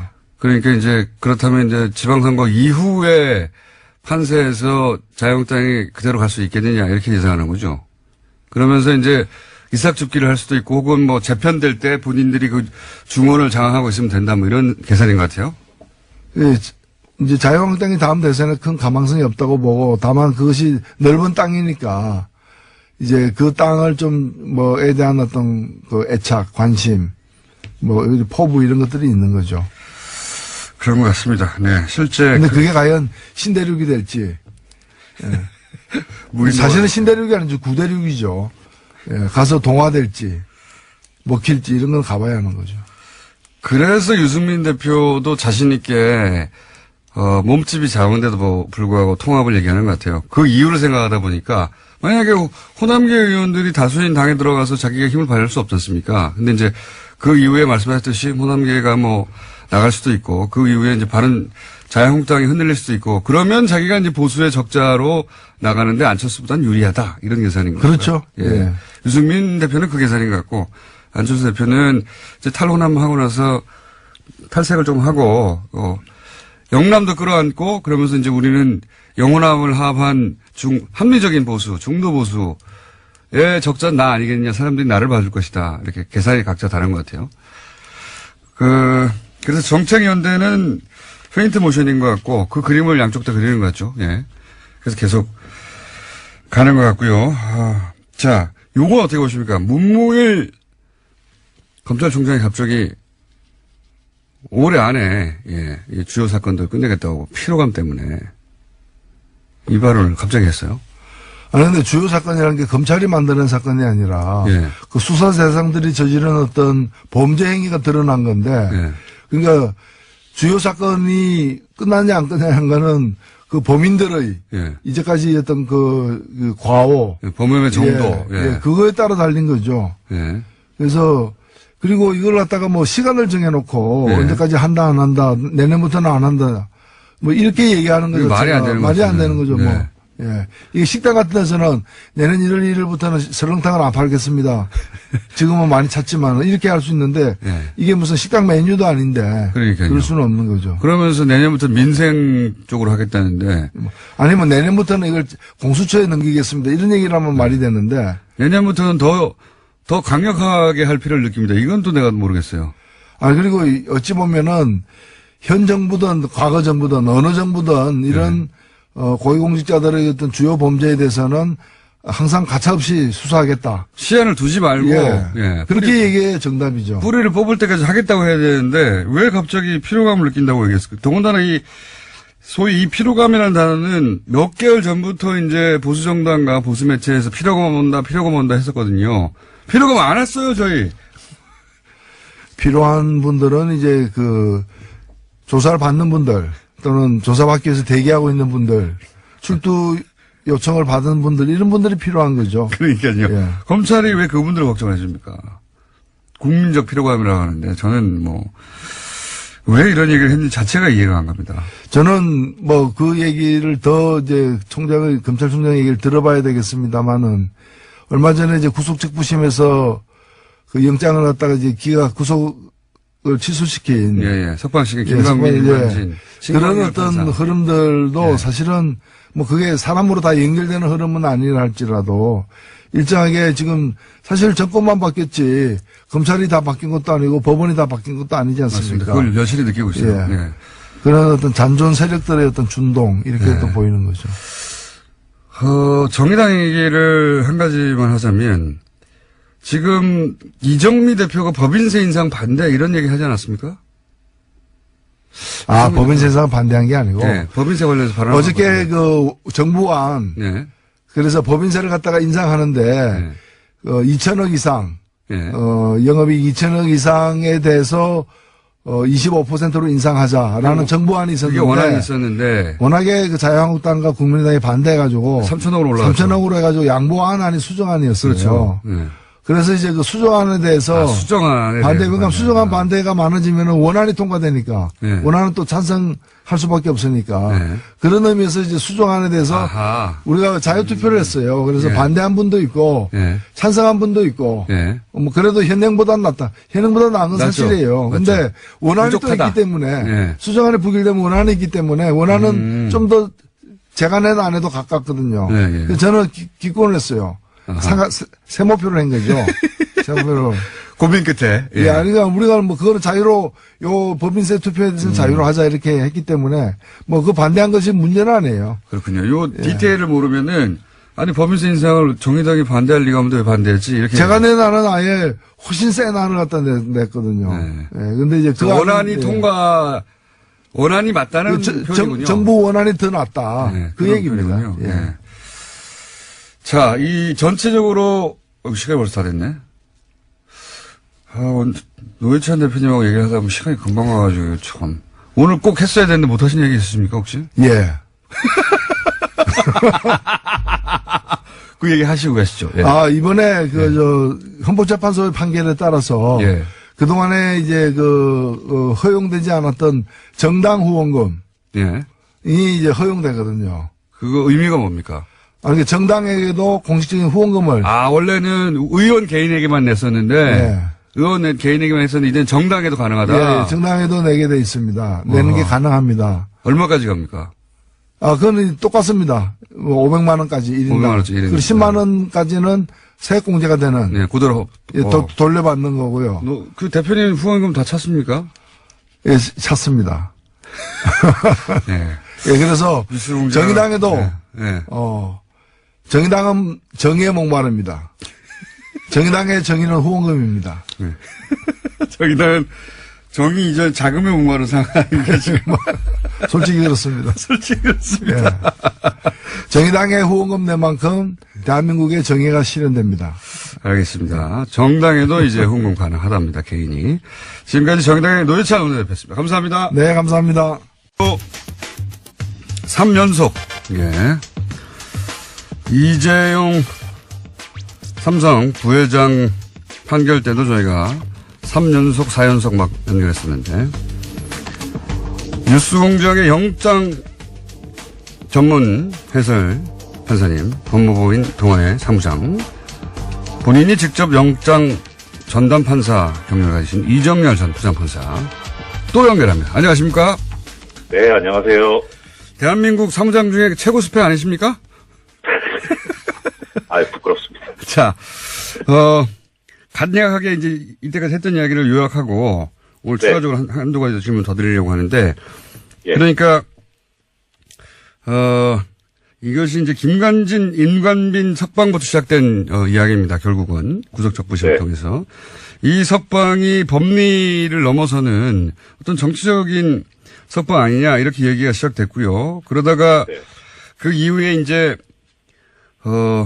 전병호서 이번에 이제 여당 쪽 인사 관련 사건에 사무총장 조모 씨가 구속됐는데 또 구속적부심으로 석방이 됐는데 이 역시 법리적으로 보자면 거의 사문화된 규정을 적용해서 석방을 시켰는데 그러니까 이게 법리 문제가 아니라 이 역시 또 정치적으로 균형을 맞추려고 하다 보니 무리하게 석방시킨 거 아니냐. 네. 그러면서 그러는 사이에 이제 실무 그러니까 구속적부심 혹은 영장실질을 그 실무적 기준들이 마구 흔들리고 있다. 예. 네. 여기까지 얘기를 했습니다. 예. 네네. 그런데, 이렇게 그 형사수석부의 신광열 수석부장 판사가 예. 이런 결정을 내린 것에 대해서 네.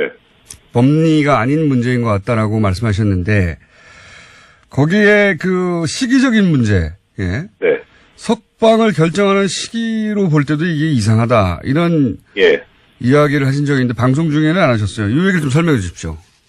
예, 그러니까 시기가 무슨 말씀이냐면은 지금 아시는 대로 이번에 그 구속적부심으로 계속 석방 결정을 하고 있는 데가 서울중앙지방법원 형사수석부거든요. 네. 예, 그런데 여기가 이제 구속적부심 사건을 전담을 합니다. 서울중앙지방법원에 들어오는. 예. 그리고 이제 재판장인 뭐 많이 알려졌죠. 신광열 수석부장 판사. 예. 예, 이분이 그 작년 2016년 2월 정기이사 때 부임을 했어요. 네. 그리고 지금 이제 고등법원 수석부장급인데 그러니까 네. 상당히 높죠. 다른 법원에 비해서. 근데 이분이 2012년에 고등법원 수석부장 판사가 됐거든요. 그래서 네. 대략 이제 인사 패턴으로 보면은 내년 2월 정기 인사 때 법원장으로 나갈 가능성이 아주 높은 그러니까 상당히 고참 판사인 거예요. 요건 이제 판사를 하셔야 알 수 있는 내막이군요. 그런데요. 예. 그런데 그러니까 지금 이제 그 시간을 역산해서 계산해 보면은 그 중앙지법 수석부장이 된 지 21개월 정도 됐고 앞으로 남은 게 3개월 정도 된 거잖아요. 네. 예. 그런데 그럼 21개월 동안 이 긴급 체포가 위법하다고 이번에 풀었는데 그런 결정이 있었느냐? 그 이전에도 그럼 유사한 결정을 했느냐? 예. 그거는 사실 언론 보도가 안 나와서 제가 정확하게는 잘 모르겠지만 났으면 상당히 크게 났을 것 같은데. 그렇죠. 이례적인 결정이니까 났겠죠, 크게 보도가. 그러니까요. 그래서 가능성을 따져보자면 21개월 동안은 긴급체포가 문제가 없다고 생각을 하다가 3개월 전에 비로소 이거 좀 문제구나라고 그렇게 반성을 했을 수도 있죠. 그렇죠. 그런 가능성을 제외하고는. 예, 그런데 그렇게 보기에는 이분이 너무 고참인 거예요. 예, 그러니까 그렇게 반성했다고 본다기보단 차라리 뭐가 좀 있는 게 아닌가. 예, 뭐 정확하게 뭐라고 탁 집어서 말씀드리기는 그렇습니다만. 그러니까요. 좀 이상하다고 생각하시는 이유 한 가지를 더 말씀하신 거죠, 지금. 예, 그렇죠. 네. 네, 그래서 법리적으로 문제 있는 건 어제 말씀드렸고 시기상으로도 이게 문제가 있어서 전체적으로 보면 정말 이상하다라는 겁니다. 구속적부심 수사를 한 지가 벌써 2년 가까이 됐는데 네. 그동안은 이 구속적부심에 긴급체포가 분명히 있었을 텐데 그렇죠. 예, 그거에 대해서 전혀 문제 삼지 않다가 갑자기 긴급체포 제도에 대해서 더군다나 말씀하시기로는 2004년에 대법원에 의해서 상당한 재량권을 2002년 죄송합니다. 2002년. 예. 네. 지난 시간에 2004년이라고 하셨어요. 제 기억엔. 2004년은 제가 그 판결한 거에 대해서 보수 언론들이 이렇게 말바꾸기 했던 그 말씀. 그렇군요. 예. 네. 이미 15년 전에 대법원 판례로 긴급 체포에 관해서 수사기관에 상당한 재량권을 준다. 그 이후로는 이게 사실 사문화된 그렇죠. 문구를 갑자기 15년 만에 들고 와서 더군다나 2년 동안은 그런 일이 없다가 갑자기 긴급 체포를 문제 삼아서 석방하는 게 이게 법리적으로는 이해가 안 가고 시기적으로도 이해가 안 간다. 예. 네, 그렇습니다. 그런 네. 말씀이시군요. 자, 예. 오늘 시간 다 됐어요? 왜 이러세요, 정말. 아니, 이제 한 포인트씩 짚어서 확실하게 이해하고 계속 네. 이걸 문제 삼으려고. 저는 이거 굉장히 중대한 문제라고 생각하거든요.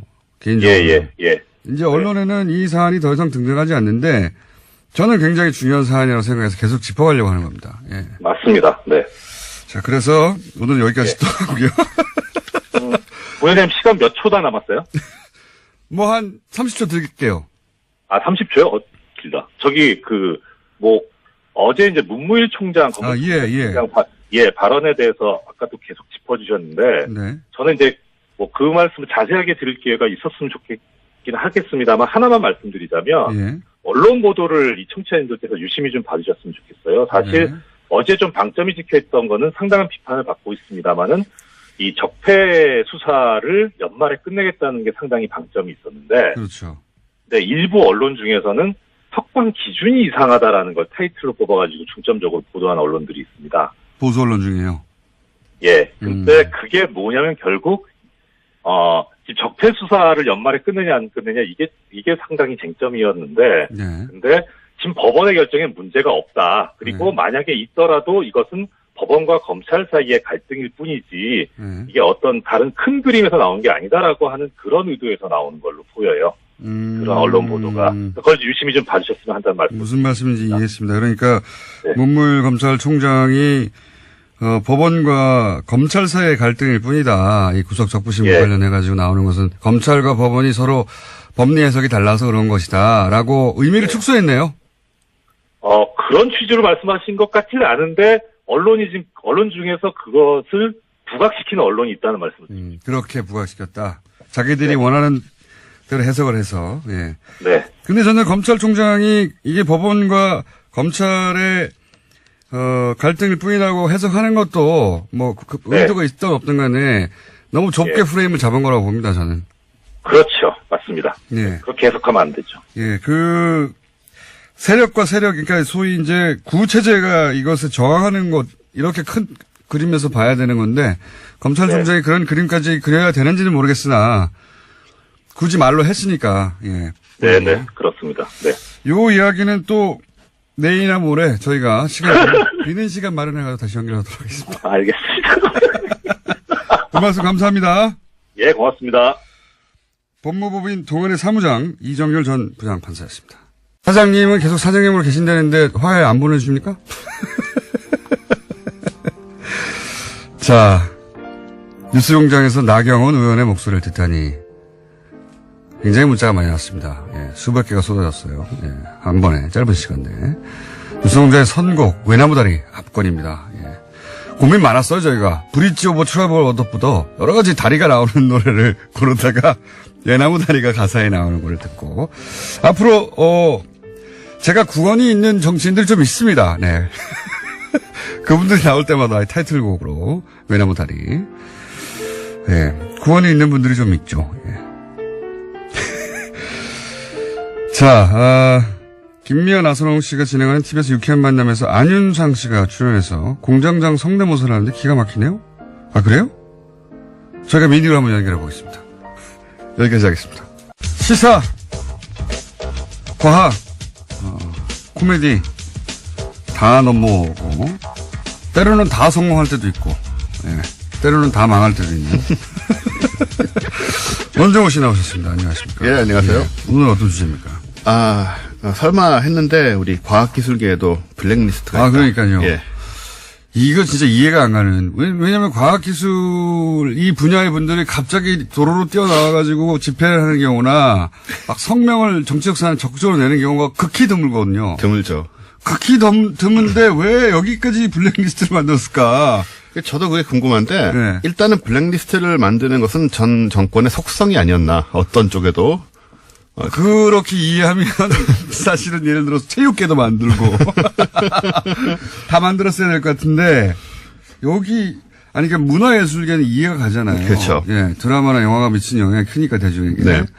그거는 잘했다가 아니라 왜 그랬는지를 알겠는데 이 과학기술계 블랙리스트를 만들었다는 보도가 나오니까 이건 이거 왜 그랬다고 이해하십니까? 과학기술계에서는? 일단 과학자들은? 나름 상황은 좀 있습니다. 과학자들은 지금 이거에 대해서 별 관심이 없고요. 네. 이런 상황에 대해서는 보면 어떤 계기가 있냐면 이 블랙리스트 작성된 시점이 김명자 전 장관이 네. 한국과학기술단체 총연합회, 그러니까 과총이라고 그러죠. 네. 회장으로 선출된 직후였어요. 예. 그런데 이게 김명자 장관이 어떤 분이냐면 김대중 정부 시절에 4년 동안 환경부 장관을 지낸 분이고 예. 17대 통합민주당 국회의원이었고 예. 2010년에 김대중 평화센터 이사였거든요. 아, 과학기술 단체 장이 지금 그때 기준으로는 야당 인사가 되니까. 그렇죠. 이 야당, 김명자 회장이 이 단체를 규합해가지고 정부에 어떤 공격을 가할지 모른다. 이런 우려 때문인가. 그런 것도 있을 수 있고요. 그러면은 김명자 회장 개인에 대한 블랙리스트로 충분할 것 같은데 어떻게. 이게 이제 어떻게 된 거냐면은 선출이 됐다는 거죠. 과총 회장으로. 그러니까 과총에 속한 사람들이 뽑았다 이런 사람을. 아, 그러니까 과총. 네. 거기에 속해 있는 개인이나 단체를 다 뒤져봐라. 예. 이게 보나마나 이게 저 야당 좌익 혹은 주사파일 테니까 그런 게 아니었나 이제 생각이 그게 들죠. 약간 일리는 갔는데 그래도 다 이해는 안 가지만 어쨌든 지금 최소 300개 이상의 단체를 이제. 네. 근데 이게 어떤 식이냐면, 네. 이 과총에 포함된 단체가 전체가 614개예요. 절반을 했네요. 절반을 한 것이고, 네. 또 회원수도 굉장히 많아서 614개 회원수가 50만 명에 달하거든요. 그러니까는 300개 단체라고 보면 그 절반 엄청난 수가 될 수가 있고, 또 웬만한 곳은 다 포함된 게 아니냐. 그러니까요. 그래서 구체적인 내막은 지금 이제 조사 중이죠. 그래서 과연 불이익이란 게 이제 근데 궁금한 거 그거죠. 이제 블랙리스트 운영을 한다. 그럼 무엇을 할 수 있었을까? 그러니까요. 그런 생각을 할 수 있잖아요. 정부 지원 예산이 특정 단체에 가는 걸 막는다든가 그런 건데 보통은. 네, 그럴 수도 있는데 이제 그게 과학계 쪽에 쉽게 작동할 수 있을까 궁금하긴 해요. 그래서 이제 그거를 오늘 오후에 1시에 김명자 전 과총회장을 검찰에서 네. 피의자가 아니고 네. 피해자 신분으로 소환을 하게 돼 있습니다. 어떤 피해를 당했든가. 예, 불이익이 본인은 뭐였나. 알았을까요? 잘 모르겠어요. 왜냐면은 예를 들어서 MBC에서 제가 라디오를 진행하다가 네. 블랙리스트로 잘렸어요. 그렇죠. 근데 이제 그 당시만 하더라도 저는 그렇게 주장했습니다. 이것은 이미 자를 걸 예정하고 나를 물타기로 쓴 것이고 곧 자를 것이다. 제가 그렇게 얘기를 그 MBC 라디오 진행을 할 때 얘기를 해도 심지어 MBC 내에서 이 진보적인 성향의 PD들조차 믿지 않았어요. 네. 아니 그럴 거면 굳이 왜 쓰겠냐고. 그렇게까지 잔머리를 굴려가며 6개월 쓰고 일부러 자르고 그러진 않을 거다는 인식이 있었거든요. 네. 당하고 있는데 이미 그걸 잘 못 느껴요. 그렇죠. 그런데 사실 그 김명자 회장이라고 본인이 당했다는 걸 알까요? 그러니까 이런 쪽에서 불이익을 당한 경우에는 자기가 불이익을 당한 걸 모를 수가 있습니다. 그렇죠. 그러니까 연구 같은 거 지원이라든가 이런 것도 그냥 사실은 이게 다 그러니까 외형적으로는 정상적인 심사에서 잘렸겠지. 그렇죠. 예. 그런 형태로 이루어지기 때문에 그 뒤에서 어떻게 불이익을 당했는지 모르는 경우가 많을 것 같고 저도 주변에 좀 물어봤는데 잘 모르겠다고 얘기를 하세요. 그러니까요. 내 실력이 없어 안 됐겠지 이렇게. 그렇죠. 예. 그래서 블랙리스트를 만들어 놓고 그 운영은 사실 제대로 못한 게 아니냐라는 또 어떤 무능의 한 단면을 볼 수가 있다. 과학기술계에서는 지금 그렇게 내부적으로 판단합니까? 아직은 그런데 이제 조사를 하다 보면 또 뭐가 나올지 모르겠죠. 이게 몰라서 그런 걸 거예요. 그럴 이런 수 있어요. 거를 작성을 했다고 하고 네. 작성을 하면 실행을 하는 게 국정원 같은 조직이에요. 그렇죠. 예. 그러니까 본인들은 본인들의 서류가 미비하거나 실력이 안 됐거나 심사 기준에 못 미쳐서 탈락했다고 생각하는 사람들이 실제로는 제가 방송에서 잘리고 6년 있다가 보니까 그때 자르라고 했던 블랙리스트에 올라갔던 것처럼 그렇게 확인해야만 믿게 되는 그런 경우를 거라고 그리고 봅니다. 이제 과학기술 쪽 분들이 좀 이렇게 순진하시잖아요. 그래서 순진한가요? 예, 순진한 편입니다. 꽤나 우리 사회에서. 그래서 그렇게 되면은 게으른 거 아니고요. 아, 본인의 연구 분야를 제하고는 게으른 분들 아닌가요? 게으르다고 할 수도 있죠. 모르니까 일단 잘. 네. 세상사에 이렇게 큰 관심이 없으셔가지고. 네. 근데 이제 자기 분야 연구도 바쁩니까? 한편으로 과학계가 좀 찍힌 게 뭐냐면 지난 정권에 왜 창조경제 내세웠잖아요. 박근혜 정부가. 예, 예. 이제 과학기술 발전을 통한 예. 창조경제를 내세웠는데 이 개념이 이제 모호함은 물론이고 비과학적인 슬로건이잖아요. 그래서 이거 비웃긴 많이 비웃었어요. 많이 비웃었죠. 과학계 내에서 네. 뭐냐 이게 뭘 하라는 거냐 네. 그런 말이 이제 뭐 많이 새 나왔죠. 사실은 창조 경제는 아직도 아무도 모릅니다. 아무도 모릅니다. 아무도 모른 채로 사라졌죠. 아무도 어떻게 하자는 거지? 아무도 모른 채로 그렇죠. 사라졌는데 이게 또 지역별로 근데 뭐 창조경제 센터 만들어지고 그거 다 텅텅 비어 있어요. 요즘. 그러니까요. 그거 뭐 하는지도 다들 불려 나가고 과학계 인물들이 네. 뭐 출연연이라는 쪽에서 불려 나가고 돈 많이 들었어요. 그 창조 경제 센터. 그러니까요. 네. 뭐 하는지 모르고 어영부영 뭐 하다가 하라는 거 하다가 돌아오고 이제 이런 경우도 있어서 이제 소위 욕을 먹었는데 네. 그때 이미 좀 마음이 상하셨다. 저 위쪽에서 그걸 생각해 볼 수 있죠. 뭐 그런 게 이제 상식적인 추론인데 예. 저는 여전히 잘 이해가 안 갑니다. 회장 한 사람이 왔다고 해서 거기 있는 단체 300개하고 50만 명을 다 리스트에 올려서 걸러가지고 어떻게 한다는 게 이게 이해가 안 가네요. 뭐 지난 정권에서 일어났던 많은 일들이 우리의 상상을 초월하는 부분이 있었기 때문에 그 연장선상으로 생각할 수도 있지 않나 보고 근데 어떤 단체가 들어있을지 궁금하잖아요. 예. 그러니까 아직은 이제 조사가 안 되고 있지만 예. 제가 추측을 해보면 예. 왜 우리 뉴스 공장에서 화제가 됐던 그 촛불 집회 때 촛불을 끄는 계산을 예. 했던 한국물리학회 같은 곳이 딱 속하기 좋았지 않았을까. 이건 뭐 제 추측에 불과합니다만은 그분들이 이걸 계산하면서 얼마나 계산하고 있어. 그 성향을 미리 이제 파악하고 그분들이 이걸 계산할 때 얼마나 즐거워했는지 옆에서 봤기 때문에 그런 성향들은 이제 충분히 국정원에 의해서 그 확인이 되지 않았을까 이미 이제 그런 생각이 들고요. 그래서 지금 저희는 되게 궁금합니다. 이게 조사 결과가 어떻게 나오고. 과학기술계는 화가 난 게 아니라 문화예술계는 자기 밥줄을 끊었다고 지금 화를 내고 막 시위하고 막 한판 붙자는데 과학계에서는 궁금하네. 네, 우리 속했나 아닌가 나는 들어있나 뭐 이런 생각들을 네, 순진하게들 하고 있죠. 네. 들어갔으면 우리 왜 들어갔지? 나 괜찮았는데 나는 괜찮았는데 안 들어갔으면 왜 쟤는 들어가 우리는 안 들어갔지?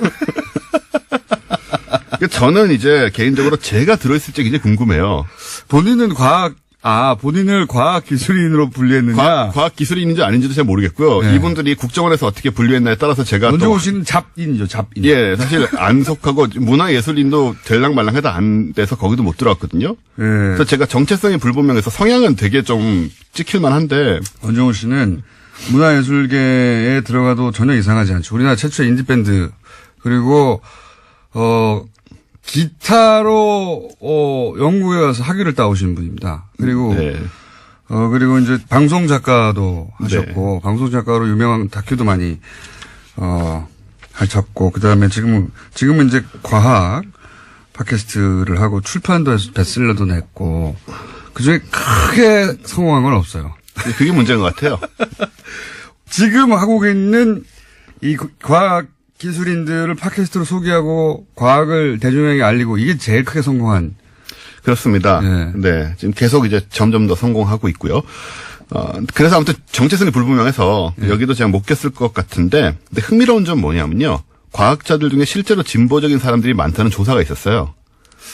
이건 미국에서 한 건데. 그렇군요. 2010년의 미국 조사에 따르면 미국의 과학자 중에 공화당 지지자는 단 6%에 불과하고 그렇게 굉장히 화제가 됐습니다. 아니, 이게. 그런 제가 보는 이념의 문제라기보다는 과학적으로 논리적으로 추론하는데 훈련이 된 분들이 보수의 논리구조 좀 허술하거든요. 어디나. 바로 그렇습니다. 네, 그렇기 때문에 그런 거죠. 네, 네. 그러니까 이건 앞뒤가 말이 안 되잖아 이런 거죠. 네. 민주당 지지자가 55%니까 네. 굉장히 차이가 나는데 말씀하신 것처럼 이제 과학의 속성에 진보적인 면이 있기 때문에 그런 면이 있지 않나 생각을 합니다. 그러니까 이념이 아니라 논리의 문제라고 봅니다. 그 예. 부분은. 자, 원종호 씨였습니다. 감사합니다. 감사합니다. 내일 뵙겠습니다. 안녕.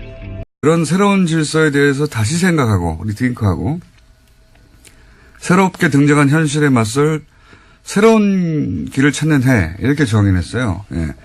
그래서 전 세계적으로 이런 새로운 시대에 새로운 철학을 제시한 각 분야 리더 50일 선정 뭐 이런 거거든요.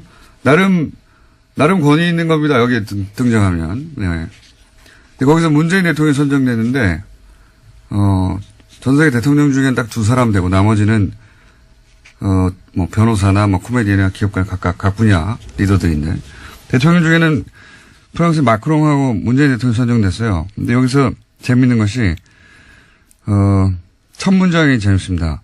선정 이후로 문재인 대통령이 5월 당선됐을 때보다 더 어려운 상황에 처하는 신임 대통령은 없다. 뭐 이러면서 굉장히 어려운 상황에서 신임 대통령이 있다는 거죠. 중국 사드 뭐 북핵 미사일 등등 쫙 나열해요.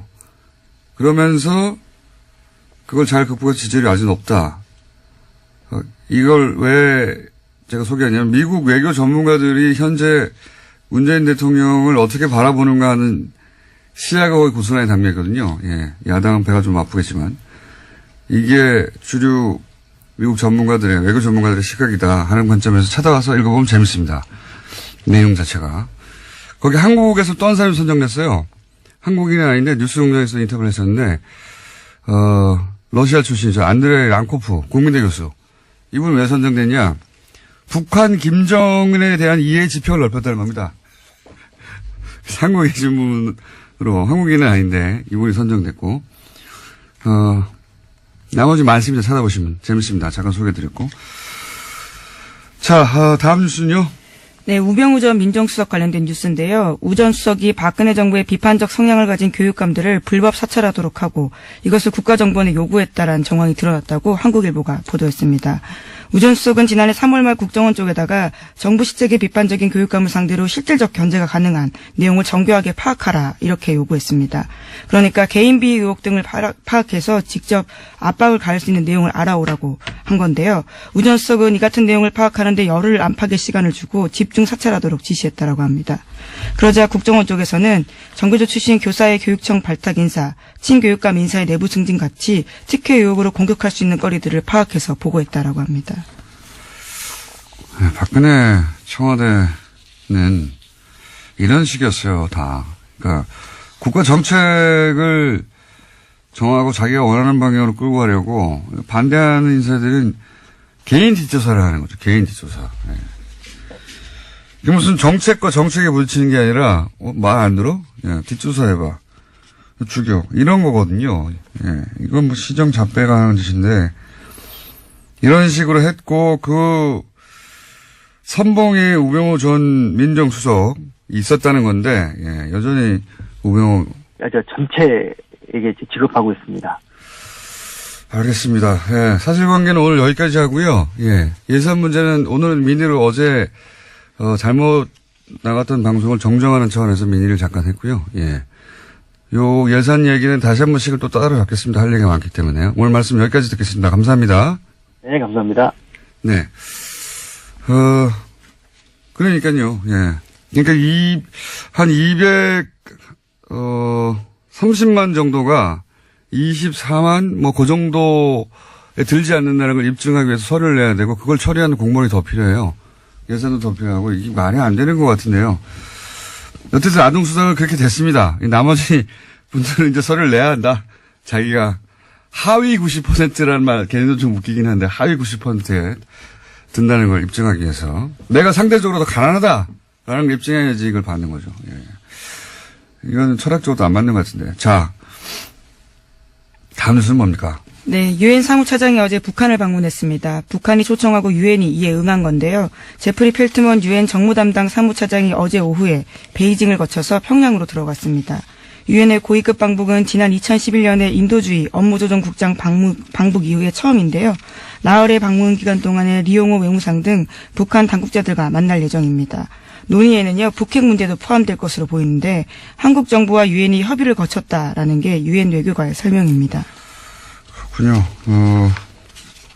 어떤 의미일까요? 북한이 유엔 고위급 방문을 허용한 게 오랜만인데 아마도 이제 대화 채널로 여러 가지 방안을 검토하고 그중 하나로 유엔도 모색하고 있는 게 아닌가. 뭐 북한은 자기가 원하는 대로 원하는 사람들만 입국을 허용하니까요. 근데 갑자기 유엔을 사무처장을 입국을 허용했다는 것은 의도가 있겠죠. 그게 대화 채널 중에 하나가 아닐까. 네, 지난 8월 달에 북핵 관련해서 대화 중지하겠다라고 유엔 사무총장이 밝힌 바가 있거든요. 네. 그에 앞선 사전 방문이 아니냐라는 예측도 나오고 있습니다.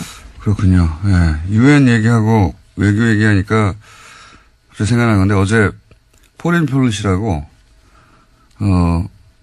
대표적인 외교 전문지죠. 예. 제가 이 얘기 갑자기 왜 하냐면 이 잡지를 들춰본 게 10년도 넘은 것 같은데 여기 우리나라가 좋은 의미로 기사가 실린 건 처음 봐가지고 제가 잠깐 소개하면 폴 플레이스에서 원래 매년 세계 사상가 100인을 선정해요. 사상가, 그렇죠. 띵커. 예. 근데 올해는 리띵커, 새롭게 생각하는 사람 50인을 선정해서 새로운 사상가. 왜 그렇게 리띵커를 선정했냐면, 이제 2016년은, 포퓰리즘이 전 세계를 휩쓴 해다. 영국의 브렉시트도 있었고, 그 다음에 트럼프도 당선됐고, 자국 대통령인데 그렇게 표현했어요. 뭐, 예를 들면, 필리핀의 두테르트. 이런 사람들이 당선되고 이런 브렉시트 같은 현상, 포퓰리즘이 전 세계를 휩쓸었는데, 그럼 올해는 어떤 해냐? 정의하기를, 또 하나는 뭐냐면, 이게 이제 봉급소득자들 안에서도, 예. 맞벌이 부부들이 있잖아요. 예. 맞벌이 부부 합산이니까, 예. 가구소득 기준이니까. 그러면 부부가 합산되면, 예를 들면 지금 3인 가족 기준으로 했을 때,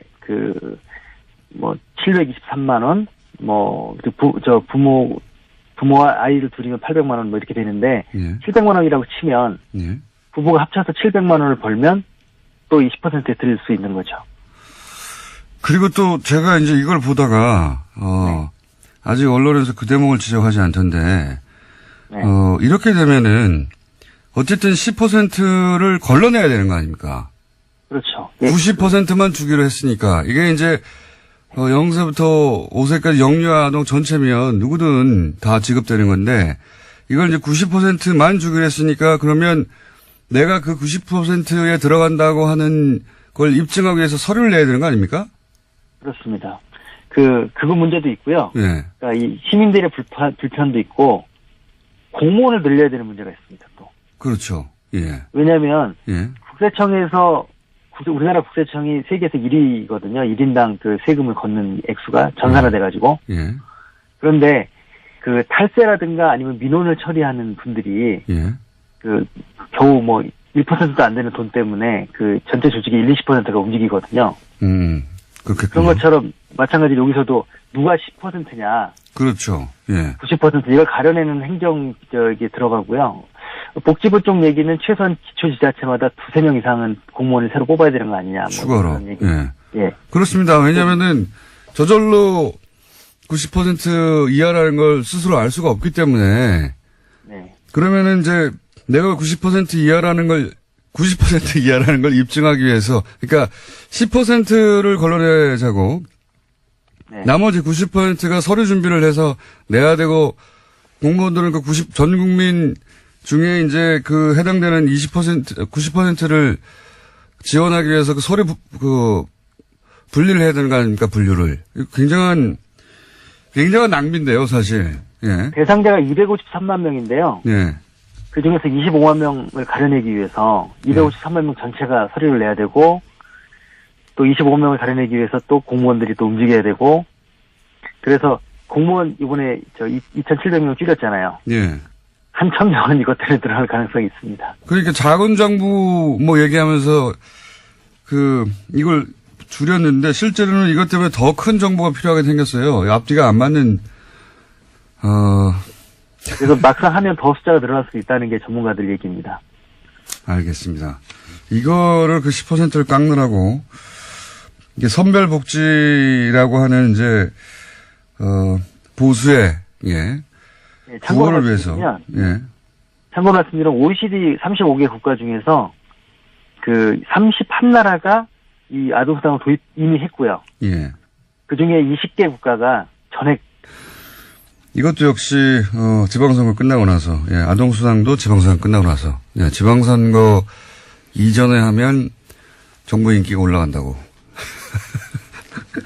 처음 듣는 얘기로 그렇게, 연기가 됐고요. 자, 요 사안 관련해가지고, 아동수당. 어제 저희가 이제, 정창훈 소장님하고 얘기를 나누다가, 예, 아침에 긴급하게 합의문에 실제 오타도 있고, 예, 그렇게 긴급하게 작성된 것이고, 그 긴급한 걸 보다가, 어제 나라살림연구소의 정창훈 소장님 무려 20년간 세금을 모았지만, 실수를 하나 하셔가지고 제가, 미니로 정정 인터뷰를 짧게 잡았습니다. 안녕하세요, 소장님. 네, 안녕하십니까? 네. 어제 실수를 하셔서 저희가 정정의 기회를 공식적으로 다시 드립니다. 어제 이제, 2인이라는 표현만 짧게 등장해가지고 이게 둘째 아이부터 주는 게 아닌가, 예, 이렇게 말씀하셨다가 방송 끝나자마자 정정을 하셨는데, 그 내용 다시 한번 구체적으로 정리해 주십시오. 정확하게 워딩은 2인 가족 소득 기준인데, 네. 예, 이 소득이란 말이 이제 조금, 제가 잘못 판단을 해가지고 아마 제가 실수를 한 것 같고요. 네. 그러니까 아이는 첫째 아이부터 지급이 되는데, 네. 보호자가 2인 이상 가고 이걸 의미하는 겁니까? 아이가 있어야 3인이 될 테니까. 아, 그렇죠. 이제 네. 또 부모가 한 사람일 수도 있고 그러니까 네. 소득 기준이 2인 가족 기준이라는 거고요. 아, 소득 기준이 2인 가족 기준이다. 예. 네. 그런데 이제 여기에 또 거기에 여러 가지 얽힌 문제가 많이 돼서 어제 복지부 공무원하고도 통화를 했는데요. 예, 구체적으로 좀 설명해 주십시오. 어떻게 된다는 겁니까? 예산은 반 정도 줄어드는 건 사실이고요. 아, 그래서 그렇게 또 생각하셨군요. 예산이 반으로 줄었으니까, 1인에서 2인으로 만든 거, 첫 번째 아이에서 두 번째 아이까지로 이렇게 확대해버린 거구나. 이렇게 연결해서 생각하신 거군요. 이게 10% 줄고 기간이 줄고 뭐 이렇게 갖고 반을 줄었는데. 소장님 너무 많이 알면 그렇게 됩니다. 하여튼 예산도 절반으로 줄었다. 예. 그리고. 이것 때문에 어제 실시간 검색 1위가 막 되고 그래서 깜짝 놀랐어요. 네.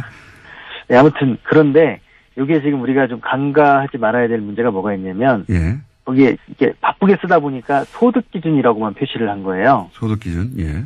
그래서 재산 기준이란 말이 안 들어가서. 예. 이 복지부에서도 이걸 재산 기준을 어떻게 넣어야 되는 거냐 지금 막 그 약간 멘붕 상태에 지금. 어떤 차이가 있는 겁니까?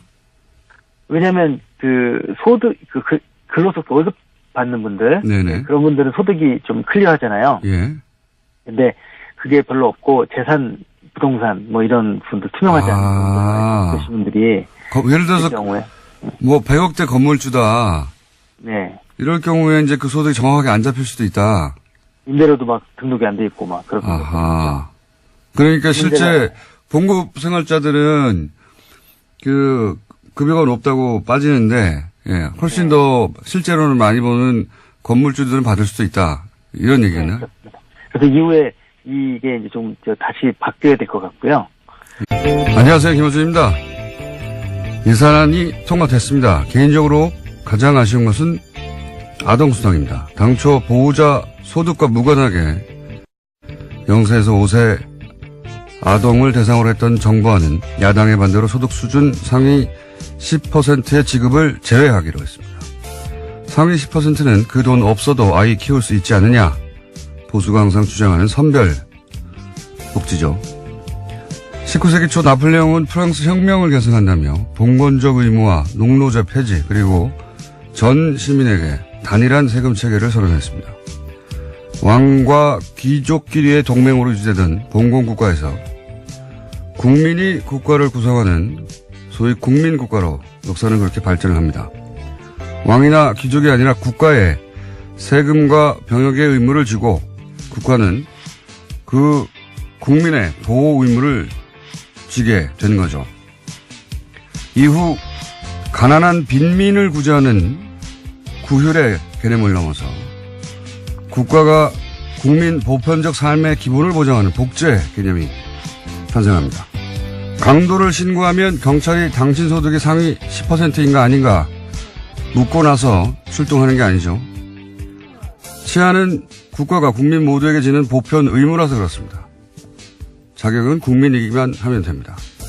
0세에서 5세까지 아동에게 국가가 삶의 기본에 대한 의무를 지겠다. 그 자격은 대한민국의 아동이기만 하면 된다. 이게 보편 복지죠. 반면 10%는 제외한다는 것은 곤란에 처한 90%의 상대적 빈민만을 구휼하겠다. 이것은 기본적으로 구제입니다. 그러니까 이건 돈의 문제가 아니라 국가의 의무를 어디까지로 할 것인가 하는 국가 철학의 문제다. 역사가 한 걸음 더 나아가는 걸 누군가 막았다. 김원준 생각이었습니다. 자, 예산은 워낙 복잡해가지고, 예. 사람들이 구체적 내용을 잘 모릅니다. 잘 모르는데, 이번 예산안에는 몇 가지, 예. 시민들이 관심을 가질 내용이 있긴 있어요, 확실히. 그죠? 네. 오늘 새벽 본회의 통과했는데요. 법정 시한을 넘겨서 나흘째였습니다. 자유한국당 의원들은 대부분 투표에 참여하지 않았는데요. 내년도 예산안은 428조 8,339억 원 규모로 확정됐습니다. 올해 대비해서 7.1%가 늘어난 수치인데요. 내년 예산안에서 가장 큰 비율을 차지하는 것은 보건, 복지, 고용 부분입니다. 그 다음으로는 일반 지방행정, 교육, 국방 순인데요. 공무원 중원 규모는 9,475명으로 확정됐습니다. 뿐만 아니라 남북협력기금 같은 경우에는요. 400억 원 감액됐는데 앞서 말씀하신 아동수당 같은 경우에는 2인 가구 이상 기준소득 수준 90% 이하로 해서요. 만 5세까지 아동 내년에 2018년 9월부터 10만 원씩 신규 지급됩니다. 그리고 이제 노년층을 상대로 한 기초연금 이것도 이제 20만 원에서 25만 원으로 인상됐는데